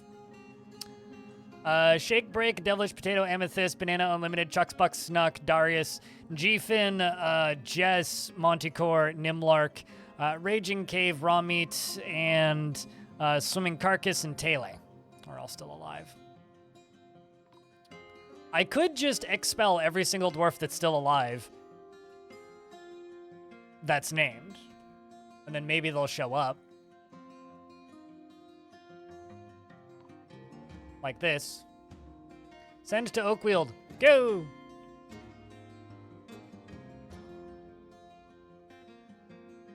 Give them a chance.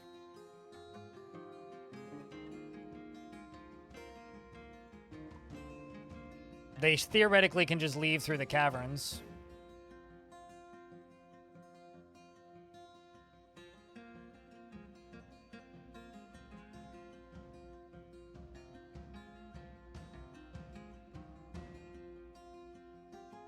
I did state that I would, yes. Jetpack. Run, you fools. Exactly. Do you understand?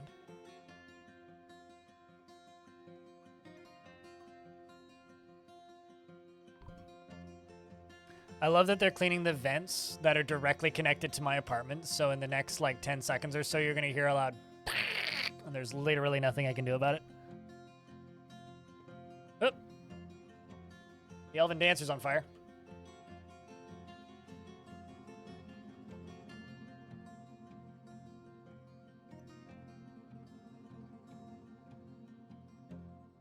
Collapse the vents. I mean, I wish, frankly. They're just like blasting it with an air compressor is all they're doing. And it's like right outside of my apartment. Okay. G-Fin, if you can make it out, we'll send you away.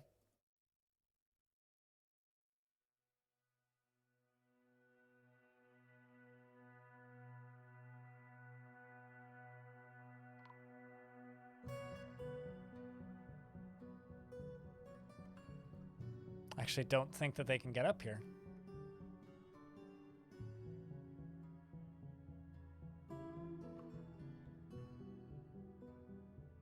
It should be... Oh, I see why it's not powered. It's like it literally... The whole thing is unpowered. Assuming you make it to the new fort. Okay, so you know what? Some of these dwarves are cowards. Let's give them a way out.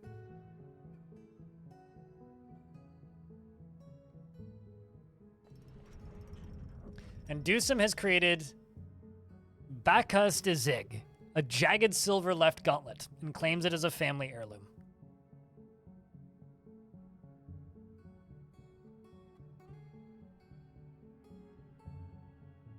This is a jagged silver left gauntlet. All craftsmanship is of the highest quality. It is encrusted with square, brilliant cut wax opals and decorated with leather and encircled with bands of cave spider silk. This object menaces with bands of cave spider silk and is adorned with hanging rings of goshenite and menaces with spikes of silver and gabbro. And the item is an image of a hedgehog man in red flash opal, and the item is an image of dwarves in jaguar bone. The dwarves are laboring. The artwork relates to the foundation of Bouldersgate by the Dungeon of Dragons of the Rack of Princesses of the early spring of 139. Are you telling me that? Because I don't have to take shit with me on the way out. But I'm totally giving it to my chief medical dwarf and then expelling Godin.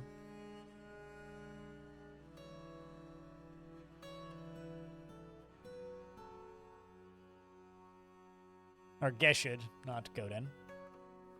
Go pick it up, dwarf. Go get her. You can make it. I have faith. In the fort that's buried around them. True.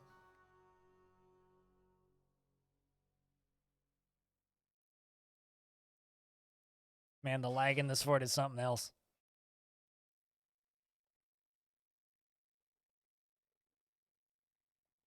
Nope.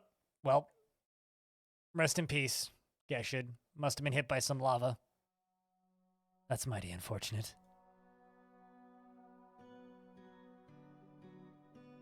Looks like most of the humans have finished burning. Or are still in the middle of burning. Socializing with lava. Don't you ever just socialize in lava?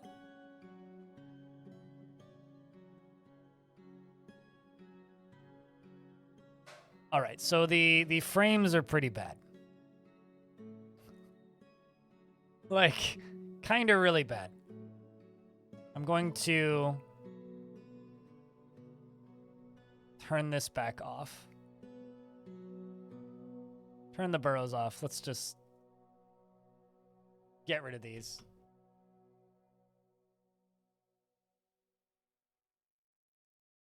See if that helps the frames a little bit.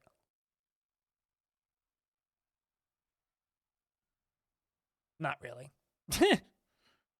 I mean, I was being hopeful. I'm as well as I can be, Wasp.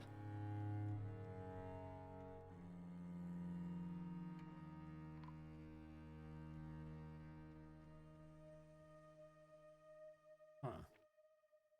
I kind of just want to go through and expel the last of the dwarves. Oh, no. This is a bad place to be. Right here. This is a bad place to be. This whole area is just filling up with lava.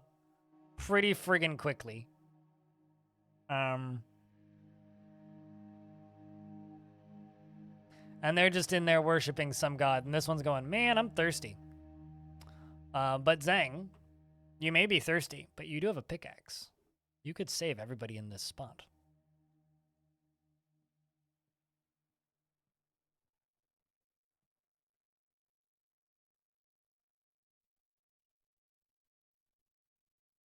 Let's see, can you?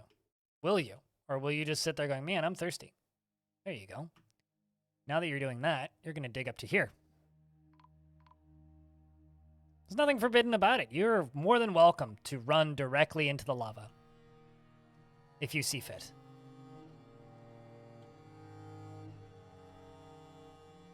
There's nothing forbidden about it. It's only forbidden if you have that kind of attitude. Come on, Dwarf. Dig to the left. It's actually very easy to make lava a drinkable liquid. Not that I recommend it. Section of cavern has collapsed? Interesting. I'll spare the Shrek quote, but somebody once told me the world was gonna roll me. Because you ain't the sharpest tool in the shed?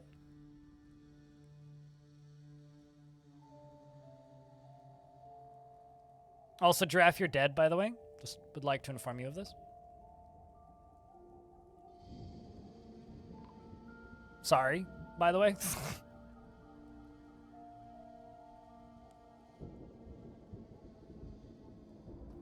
A well over magma. That doesn't work. I know you think it might, but no, it doesn't. What happened? Chat, you want to give Suited Giraffe the TLDR?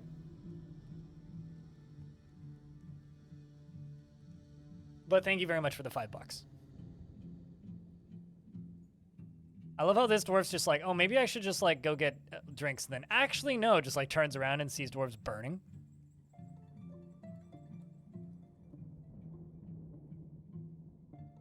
You have to mod the game. You literally have to mod the game to make dwarves drink lava. That's why I said it's a very easy thing to mod. You can't do it in the vanilla game.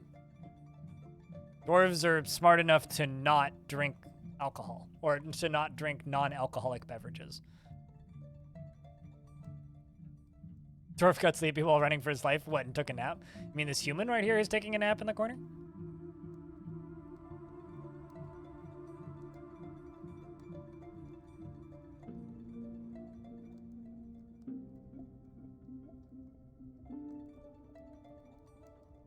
Run away, Zhang.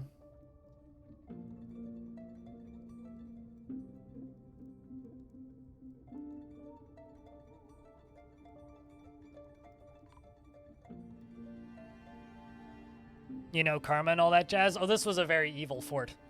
Very much so.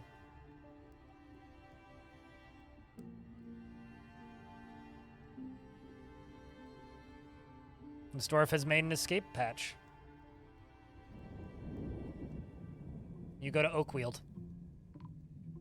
You have the chance to run now, dwarf.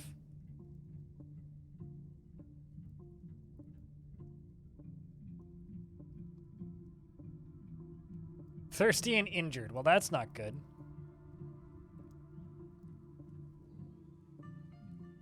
I wonder if any lava's actually made it this far down.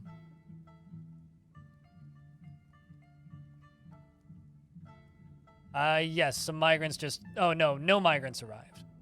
We did not get migrants. You attracted no migrants this season, is what it says.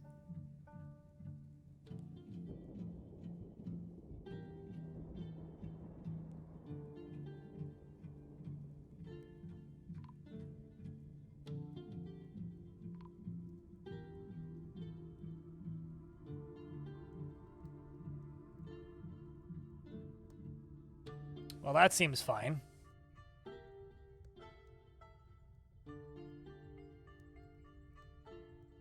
Right,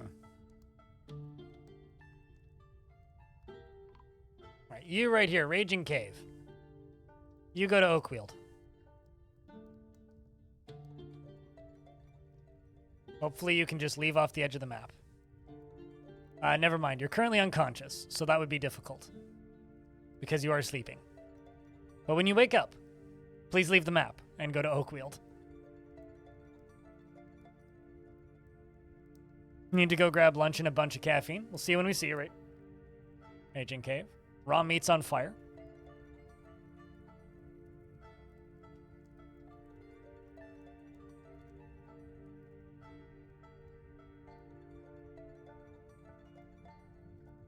Let's just basically jump around to these lower levels.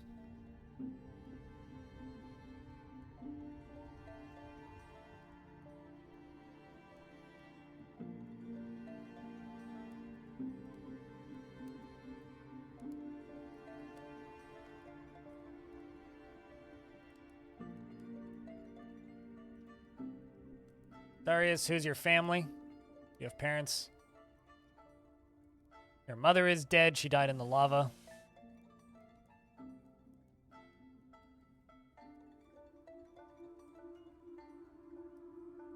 I don't know if you guys can hear that sound, but god damn it, it's annoying.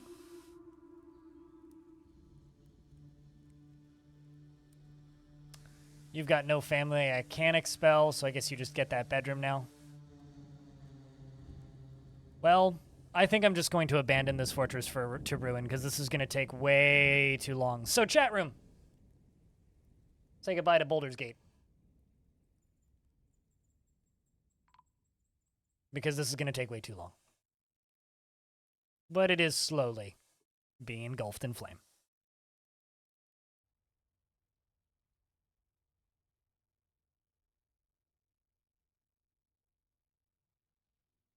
Oh, man. Sucks to be this dude over here.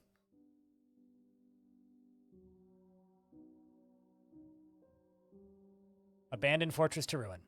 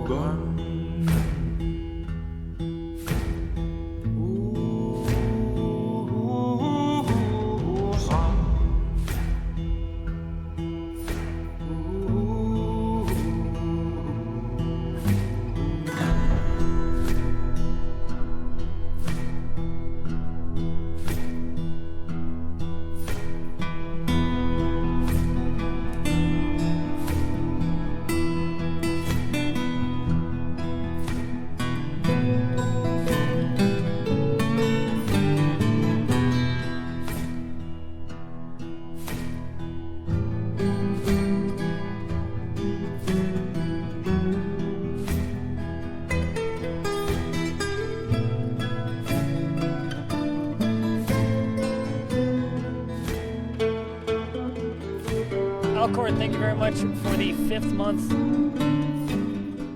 In case you didn't figure it out, I was getting a sandwich.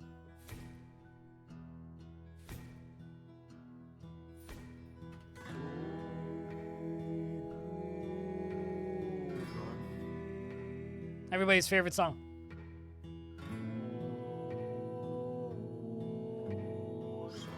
Most deaths in my fortresses in Dwarf Fortress are intentional. I cannot remember the last time I legitimately lost a fortress that was this far along. It's almost impossible to lose a fortress in Dwarf Fortress if you know what you're doing.